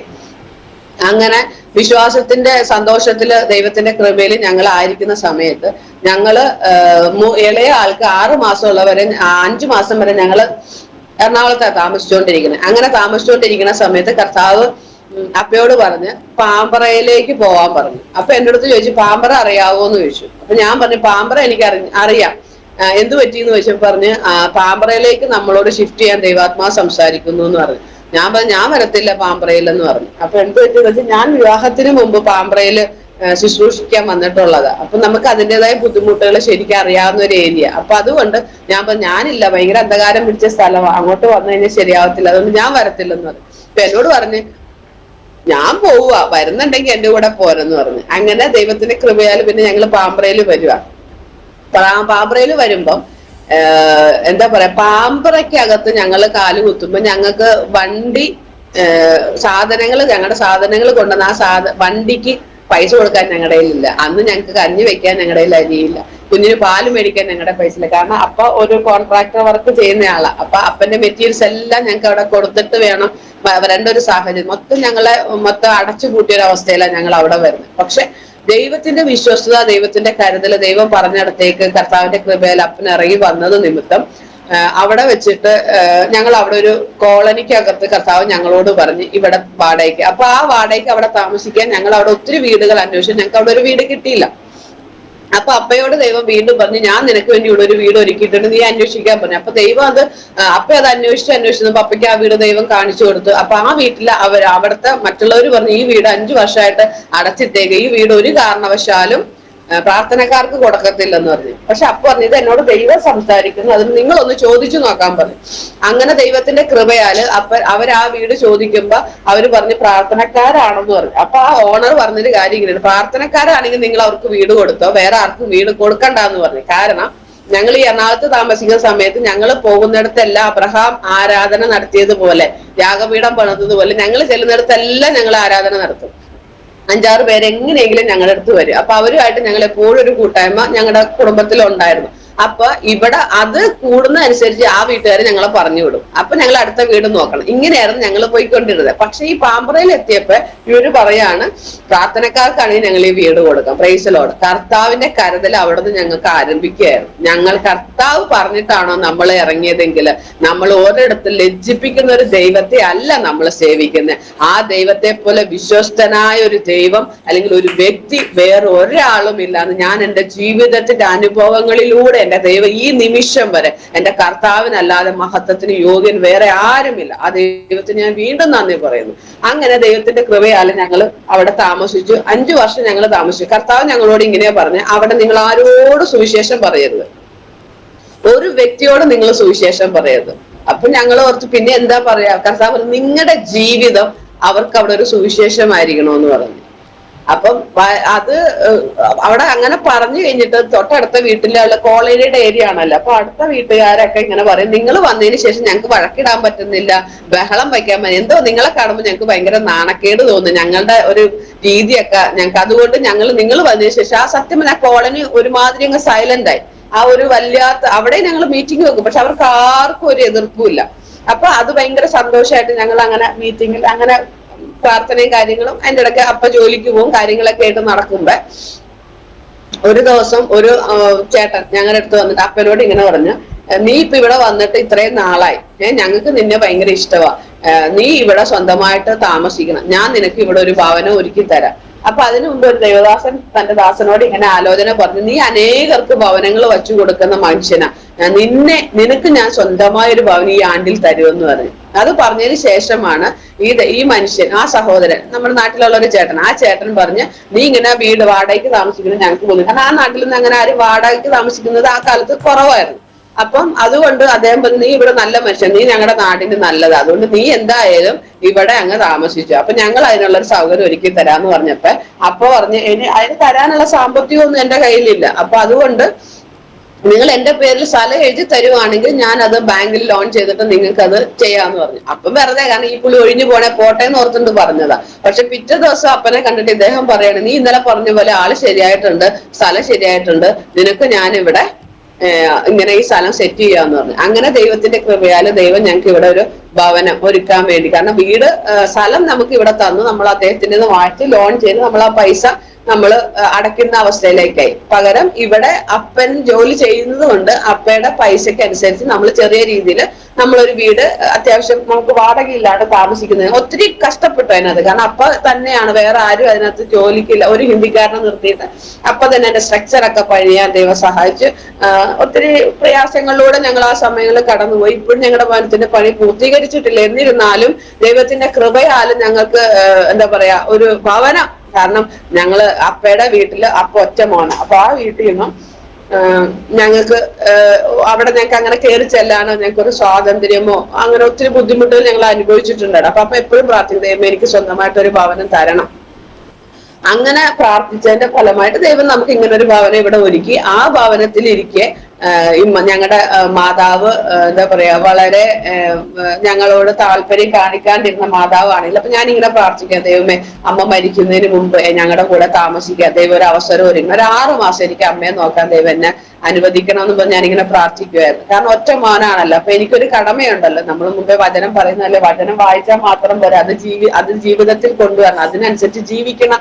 അതാണല്ലോ കർത്താവ് നമ്മളെ കുറിച്ച് കൽപ്പിച്ചിരിക്കുന്നത്. സോ അങ്ങനെ ദൈവത്തിന്റെ കൃപയാൽ ഞാനിങ്ങനെ പ്രാർത്ഥിക്കുമായിരുന്നു. അങ്ങനെ പ്രാർത്ഥിച്ചുകൊണ്ടിരിക്കുമ്പോ യാദൃശ്ചികമായിട്ട് ഒരു സാഹചര്യം ഇല്ലാത്തടത്ത് ദൈവം ഞങ്ങൾക്ക് അങ്ങനെ ഒരു വഴി തുറന്നു. അമ്മ 1 വർഷം 7 മാസം ഞങ്ങളുടെ കൂടെ താമസിക്കാൻ ദൈവം ഇടയാക്കി. അതിനുശേഷമാണ് അമ്മ ഈ ലോകത്തിൽ നിന്ന് മാറ്റപ്പെടുന്നത്. ഞങ്ങളുടെ ഭവനത്തിൽ വെച്ച് തന്നെ അമ്മയ്ക്ക് ദൈവത്തിന്റെ സന്നിധിയിലേക്ക് പോകാൻ കർത്താവ് ഇടയൊരുക്കി.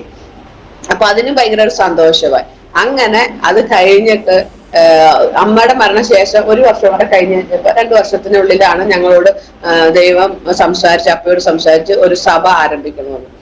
അപ്പൊ 1-2 ഇടത്തൊക്കെ പോയി ഞങ്ങൾ പല രീതിയിൽ ആ സഭയ്ക്ക് വേണ്ടുന്ന കാര്യങ്ങളൊക്കെ നോക്കിയെങ്കിലും ഒന്നും ഞങ്ങൾക്ക് അങ്ങ് സെറ്റായില്ല. അപ്പൊ ഞങ്ങളൊരു ചർച്ചിൽ പോയിക്കൊണ്ടിരിക്കുക.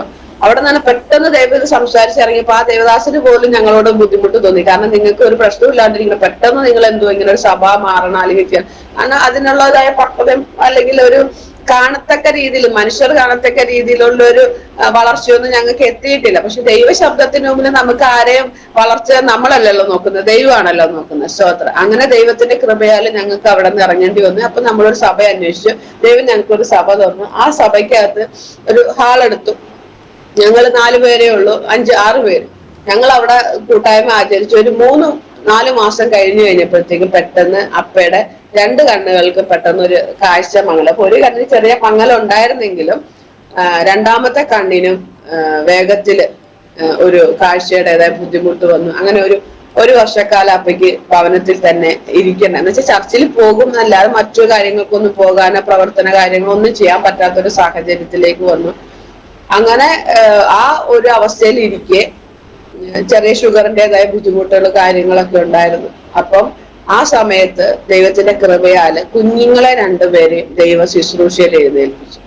അവർക്ക് ഇപ്പം മൂത്തയാള് 12-ലും ഇളയാള് 10-ലുമാണ് പഠിക്കുന്നത്. പക്ഷെ കർത്താവിന്റെ കൃപയാല് 2 പേരും ദൈവസന്നിധിയിൽ ശുശ്രൂഷ ചെയ്യത്തക്കവണ്ണം ദൈവത്തിന്റെ ആത്മാവ് അവരെ ശക്തീകരിച്ചു, ബലപ്പെടുത്തി, അഭിഷേകം ചെയ്തു. അതിന് ആ ഒരു സന്തോഷം, കാരണം അത് അപ്പൊ കണ്ടു. അപ്പോഴേക്കത് ഭയങ്കര തൃപ്തിയായി. കാരണം അപ്പയ്ക്ക് എപ്പോഴും വിഷമായിരുന്നു, ദൈവം ഒരു സഭ ഏൽപ്പിച്ചിട്ട് മുൻപോട്ട് പോകാൻ പറ്റുന്നില്ലല്ലോ, എന്ത് ചെയ്യും ഇങ്ങനത്തെ ഒരു സാഹചര്യം. ആൾ ഒത്തിരി ഭാരപ്പെട്ടു. പക്ഷെ ദൈവത്തിന്റെ കൃപയാല് കുഞ്ഞുങ്ങൾ അത് ചെയ്യാനുള്ള പ്രാപ്തി ദൈവം കുഞ്ഞുങ്ങൾക്ക് കൊടുത്തു. അത് കഴിഞ്ഞ് ഇപ്പം ഞാനിപ്പോ ഈ ഇങ്ങനെ സംസാരിക്കുമ്പോൾ ഞാൻ ദൈവത്തിന്റെ കൃപയിൽ ആശ്രയിക്കുന്നു. എന്റെ ദൈവത്തിന്റെ സ്നേഹത്തെ വർണ്ണിക്കുവാൻ, അല്ലെങ്കിൽ കർത്താവ് എന്റെ ജീവിതത്തിൽ ചെയ്ത ഞാൻ കർത്താവിനെ അറിഞ്ഞ നാൾ മുതൽ എപ്പോഴും എനിക്ക് ഏറ്റവും ഫേവറേറ്റ് ആയിട്ടുള്ള പലതും കർത്താവ് എന്നോട് ചോദിച്ചിട്ടുണ്ട്. അതെല്ലാം ഞാൻ കൊടുത്ത് കർത്താവിന്റെ ഇഷ്ടത്തിന് വേണ്ടി. നമ്മളെ കുറിച്ച് കർത്താവ് പറയണത്, കർത്താവ് തന്റെ രക്തം കൊടുത്ത് നമ്മളെ വിലക്ക് വാങ്ങിയതാണ്. അങ്ങനെ നമ്മളെ വിലക്ക് വാങ്ങിയ നമുക്ക് സ്വന്തമായിട്ടൊരു അഭിപ്രായം ഇല്ല.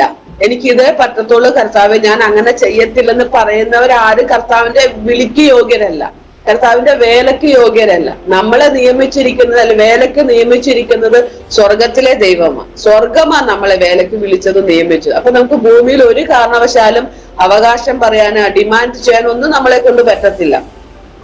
അങ്ങനെ ഇരിക്കുമ്പം കർത്താവ് ഞങ്ങളുടെ കുടുംബജീവിതം എന്ന് പറഞ്ഞ ദൈവത്തിന്റെ കൃപയിൽ വളരെ അനുഗ്രഹിക്കപ്പെട്ടത്, എല്ലാവരുടെ മുമ്പിൽ സാക്ഷ്യത്തോടെ ഒത്തിരി കുടുംബങ്ങളെ കൗൺസിലിങ്ങും കാര്യങ്ങളും, ഒത്തിരി ഡിവോഴ്സിലേക്ക് പോയ ഒത്തിരി കുഞ്ഞുങ്ങളെ ദൈവകൃപയാലും മടക്കി കൊണ്ടുവരാനൊക്കെ ദൈവം ഞങ്ങളുടെ വിവാഹം കഴിഞ്ഞ് 3-ാം ദിവസം മുതൽ ഞങ്ങൾ ശുശ്രൂഷയ്ക്ക് ഇറങ്ങി തുടങ്ങിയത്, കർത്താവ് ഞങ്ങൾ ഉപയോഗിച്ചു തുടങ്ങിയത്, ഒരുമിച്ചുള്ള ശുശ്രൂഷ. അത് ഇതുപോലുള്ള ഒത്തിരി തകർന്ന കുടുംബങ്ങളെ പണിയുവാനൊക്കെ ദൈവം ഞങ്ങളെ സഹായിച്ചു. അങ്ങനെ കർത്താവ് എന്നോട് പറഞ്ഞു എന്നല്ല, എന്താ പറയാ പ്രിയരെ, ഇന്ന് എന്റെ അപ്പ ഈ ലോകത്തിൽ നിന്ന് മാറ്റപ്പെട്ടിട്ട് 86 ദിവസമേ ആയിട്ടുള്ളൂ. ഞാൻ സന്തോഷത്തിലാണോ എന്ന് വെച്ചാൽ കർത്താവിൽ ഞാൻ സന്തോഷിക്കുന്നു. എന്റെ കർത്താവില്ലെങ്കിൽ, ഞാൻ കുറച്ചു മുമ്പ് ഒരാളോട് പറഞ്ഞോളൂ, ഞാൻ ഈ ലോകത്തിൽ ഉണ്ടാവില്ല. കാരണം അപ്പ ഇല്ലാത്തൊരു ലോകത്തിൽ ജീവിക്കാൻ എന്നെ കൊണ്ട് പറ്റത്തില്ല. പക്ഷെ നമുക്ക് ജീവിച്ചേ പറ്റും, കാരണം നമ്മുടെ ജീവൻ ക്രിസ്തുവിലാണ്. അപ്പൊ നമ്മൾ ക്രിസ്തുവിന് വേണ്ടിയാ ജീവിക്കുന്നത്. നമ്മൾ അന്ധകാരത്തിൽ നിന്നും, ഇരുട്ടിൽ നിന്നും, ദൈവമില്ലാത്ത അവസ്ഥയിൽ നിന്നും, അനുസരണക്കേടിന്റെ മക്കളിൽ നിന്നും, പാപത്തിൽ നിന്നും, ശാപത്തിൽ നിന്നും, രോഗത്തിൽ നിന്നും എല്ലാം നമ്മളെ വിളിച്ചു വേർതിരിച്ച് തന്റെ രക്ഷക്കുള്ളിലാക്കിയിരിക്കുന്ന ആ ദൈവത്തിന്റെ മക്കളും അവകാശികളും ആയിരിക്കുമ്പോൾ നമുക്ക് വേറൊരു ഡിമാൻഡ് ഇല്ല. അങ്ങനെ പറയുന്നവന് ഒരിക്കലും ക്രിസ്തുവിൽ വീണ്ടും ജനിക്കപ്പെട്ടിട്ടില്ലല്ലോ. നമ്മൾ പൗലോസ് അപ്പോസ്തലൻ പറഞ്ഞ പോലെ നമ്മൾ ജീവിക്കാൻ വന്നവരല്ലല്ലോ, നമ്മൾ ക്രിസ്തുവിന് വേണ്ടി മരിക്കാൻ വന്നവരല്ലേ. അപ്പൊ അപ്പോസ്തലൻ പറയുന്നുണ്ടല്ലോ, ഞങ്ങൾ മരിച്ചിട്ട് നിങ്ങൾ ജീവിക്കുന്നു. ഇപ്പൊ ഞാൻ ആ അനുഭവത്തിൽ കൂടെ പോണം. ഞാൻ മരിച്ചുകൊണ്ട് ഇന്ന് അനേകരിലെ ജീവൻ പകരാൻ സ്വർഗം എന്റെ ജീവിതത്തിൽ ഒരുക്കുകയാണ്. അപ്പൊ എന്റെ ജീവിതം കർത്താവിന്റെ കയ്യിലായിരിക്കണം. ഞാൻ ഇങ്ങനെ പറയുമ്പോഴും ഓരോ സമയ സാക്ഷ്യം പറയുമ്പോഴൊക്കെ എന്റെ ജീവിതത്തിലേക്ക്, ഇതിനു മുമ്പ് അപ്പയുള്ള സമയത്ത് പറയുമ്പോഴും അപ്പ പറയുമ്പോഴും എനിക്ക് ഭയങ്കര മടിയാ. ഞാൻ പലപ്പോഴും പുറകോട്ട് മാറി നിൽക്കും. കാരണം അപ്പ മുമ്പേ നിൽക്കും. ഒരു പുരുഷൻ നമ്മുടെ മുമ്പിൽ നിൽക്കുമ്പോൾ നമ്മൾ പുറകിൽ നിൽക്കാൻ ഏത് സ്ത്രീ ആഗ്രഹിക്കുന്നത്. അപ്പൊ ഞാൻ 100% പുറകിൽ നിന്നൊരു അപ്പയ്ക്ക് സപ്പോർട്ട് ചെയ്തുകൊണ്ടാണ് ഞാൻ എന്റെ ലൈഫ് മുമ്പോട്ട് കൊണ്ടുപോയത്. പക്ഷെ കർത്താവിന് അതല്ലായിരുന്നു പദ്ധതി. കർത്താവിന് എന്നെ പുറത്തു കൊണ്ടുവരണം. അതെന്നോട് പലവട്ടം പറയും, നിന്നെ ഞാൻ പുറത്തു കൊണ്ട്, എനിക്ക് നിന്നെ വേണം, എനിക്ക് നിന്നെ മതി എന്നൊക്കെ പറയുമ്പോൾ ഞാൻ അതിന് അത്ര വില കൊടുത്തില്ല. പക്ഷെ ഇത്രയും ദൈവത്തിന്റെ വാക്ക്, ആ വാക്കിന്റെ മുമ്പില് നമ്മള് എത്രത്തോളം ഏൽപ്പിച്ചു കൊടുക്കുന്നുവോ, അല്ലെങ്കിൽ ദൈവഹിതമല്ലാത്തതൊന്നും ഒരു ഇല ഭൂമിയിൽ അനങ്ങണമെങ്കിൽ പോലും അത് ദൈവം വിചാരിക്കണം. അപ്പൊ നമ്മൾ രക്ഷിക്കപ്പെട്ട് കർത്താവിനെ അറിഞ്ഞ് കർത്താവിന്റെ സ്നേഹത്തിൽ നിൽക്കുമ്പോൾ നമ്മൾ ലോകത്തിന്റെ സുഖത്തിലോ ലോകത്തിന്റെ ജീവിതത്തിലോ ലോകപ്രകാരമോ ജീവിക്കാൻ നമുക്ക് വ്യവസ്ഥയില്ല. നമ്മൾ കർത്താവിനുള്ളവരെ, കർത്താവിന്റെ സാക്ഷികളാകാനാ കർത്താവ് വിളിച്ചിരിക്കണേ. ആ ഒരു സാക്ഷ്യത്തെ ഉളവാക്കി മുമ്പോട്ട് കയറിപ്പോവാനാ വിളിച്ചിരിക്കണേ. നമ്മുടെ ജീവിതം നമ്മൾ കർത്താവിന് വേണ്ടി ഏൽപ്പിച്ചു കൊടുക്കാനാ വിളിച്ചിരിക്കണേ. കർത്താവ് എന്നോട് ഇങ്ങനെ ഒരു വചനം ഇടപെട്ട്, ചതഞ്ഞ ഓട ഒടുക്കിയില്ല, പുകയുന്ന തിരി ഞാൻ കിടത്തിക്കളയില്ല. എപ്പോഴാ? നീതി, ദൈവത്തിന്റെ നീതി വിജയത്തിൽ എത്തുവോളം. അപ്പൊ ദൈവത്തിന് ഒരു നീതിയുണ്ട്. ആ നീതി ദൈവം ഉദ്ദേശിക്കുന്ന വിജയത്തിൽ എത്തുന്നത് വരെയും നമ്മളെ ഇങ്ങനെ ചതച്ചോണ്ടും പുകച്ചോണ്ടും തന്നെ കർത്താവ് ഇരിക്കും. കാരണം കർത്താവിന് നമ്മളോട് ഇഷ്ടമില്ലാഞ്ഞിട്ടല്ല.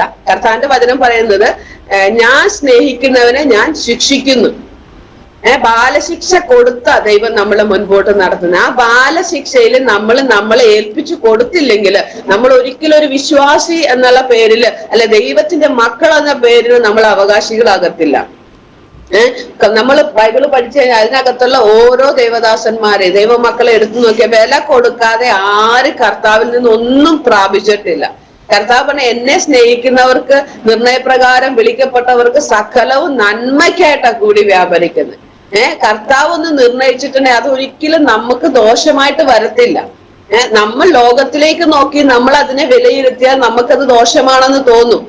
നമുക്കത് സങ്കടമായിട്ട് തോന്നും, നമുക്ക് വേദനയായിട്ട് തോന്നും, ഭാരമായിട്ട് തോന്നും. ഞാനിങ്ങനെ കർത്താവിനോട്, കർത്താവെ അങ്ങ് വലിയൊരു കാര്യമാ ചെയ്തേ, കാരണം എനിക്ക് എന്റെ ജീവനാ അങ്ങ് എടുത്തേ. ഞാൻ അങ്ങ് വിഷമിച്ചു. കാരണം എനിക്ക് ഒരു കാര്യം സ്വന്തമായി ചെയ്യാൻ എനിക്ക് അറിയില്ല. അങ്ങനെയുള്ള അവസരത്തിൽ ഒരു വാക്കുപോലും പറയാതെ ഇങ്ങനെ ഒരു വേർപാട് എനിക്ക് ഉൾക്കൊള്ളാൻ പറ്റാത്ത ഞാൻ മാനസികമായി തകർന്നു പോയൊരു സാഹചര്യമാണ്.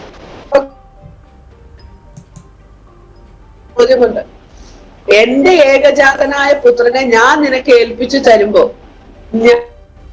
ഞാൻ ഏൽപ്പിച്ചു തന്നത് ഈ ലോകത്തിലെ പാവവും ശാപവും ബന്ധനത്തിലൊക്കെ കിടക്കുന്നവർക്ക് വേണ്ടി തകർക്കപ്പെടാനാ ഞാൻ എന്റെ പുത്രനെ നിങ്ങൾക്ക് ഏൽപ്പിച്ചു തന്നത്. ഞാൻ നിന്റെ ഭർത്താവിനെ തകർക്കാനല്ല എടുത്തത്. നിന്റെ ഭർത്താവ് ഇന്ന് എന്റെ ഉള്ളം കയ്യിലിരിക്കുക, എന്റെ അടുത്തിരിക്കുക, എന്നോട് കൂടെ സന്തോഷിക്കുക. ഞാൻ തിരിച്ചെന്ത് പറയും? നമുക്ക് കർത്താവിനോട് ചോദ്യം ചെയ്യാൻ പറ്റുമോ? അത് കഴിഞ്ഞ് കർത്താവിനോട് ഇങ്ങനെ പറഞ്ഞ്, ഞാനിങ്ങനെ ഇരുന്ന് കരയുമ്പോ എന്റെ ഇളയ മോൻ എന്നോട് പറഞ്ഞത്, അമ്മ നമ്മള് കരയണേന്ന് അപ്പക്ക് കേൾക്കാൻ പറ്റില്ല, കാണാൻ പറ്റില്ല. ഇവൻ ഇങ്ങനെ പറയുമ്പോ ഞാൻ തിരുവചനം പുസ്തകം എന്റെ മുമ്പിൽ വെച്ചിട്ടാണ് ഞാൻ ഇങ്ങനെ സംസാരിച്ചുകൊണ്ടിരിക്കുന്നത്. പെട്ടെന്ന് കർത്താവ് ലൂക്കോസിന്റെ പുസ്തകം മറിഞ്ഞ് എന്റെ മുമ്പിൽ വന്നു.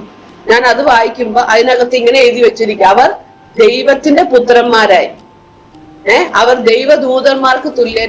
ഒന്നെനിക്ക് മനസ്സിലായി, മറി എത്രത്തോളം ആ വാള് കടന്നു പോയപ്പോ അവളുടെ ഹൃദയം വേദനിച്ചു എന്നുള്ളത്. കാരണം ഇന്ന് ഞാൻ ആ വേദനയ്ക്കകത്തൂടെ പോകണം. ഒരു വാള് കടത്തിയിട്ട്, കാരണം ഈ വാള് എന്റെ കർത്താവ് പറഞ്ഞു, ഇത് എന്റെ ഹൃദയത്തിനകത്ത് കിടന്ന് മുറിയുന്നിടത്തോളം എന്റെ കർത്താവിന്റെ വേല തികയ്ക്കുക എന്നുള്ളതാ എന്റെ ഉത്തരവാദിത്വം. അപ്പൊ ആ മുറിവ് കർത്താവ് ഉള്ളിൽ തന്നിട്ട്, കർത്താവ് മുറിഞ്ഞിട്ടായിരുന്നേ, കർത്താവിന്റെ ഹൃദയം തകർന്നു, കർത്താവിന്റെ അവസാന തുള്ളി രക്തം വരെ നമുക്ക് വേണ്ടി ഒഴുക്കി തന്നു.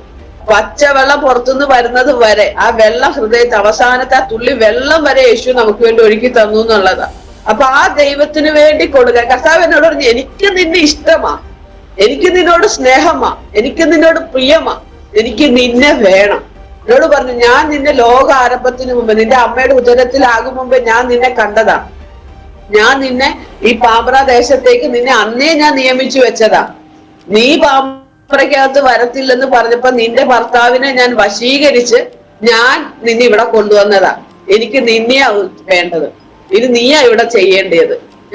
നിന്റെ ഭർത്താവിനെ അവനെ ഏൽപ്പിച്ച വേല അവൻ തികച്ചു. സത്യമാ, എന്റെ അപ്പയ്ക്ക് കൊടുത്ത വേലകളെല്ലാം തികച്ചു. ഒരു നിമിഷം പോലും ആള് ഭയങ്കര സൈലന്റാ, ഭയങ്കര സ്ലോയാ.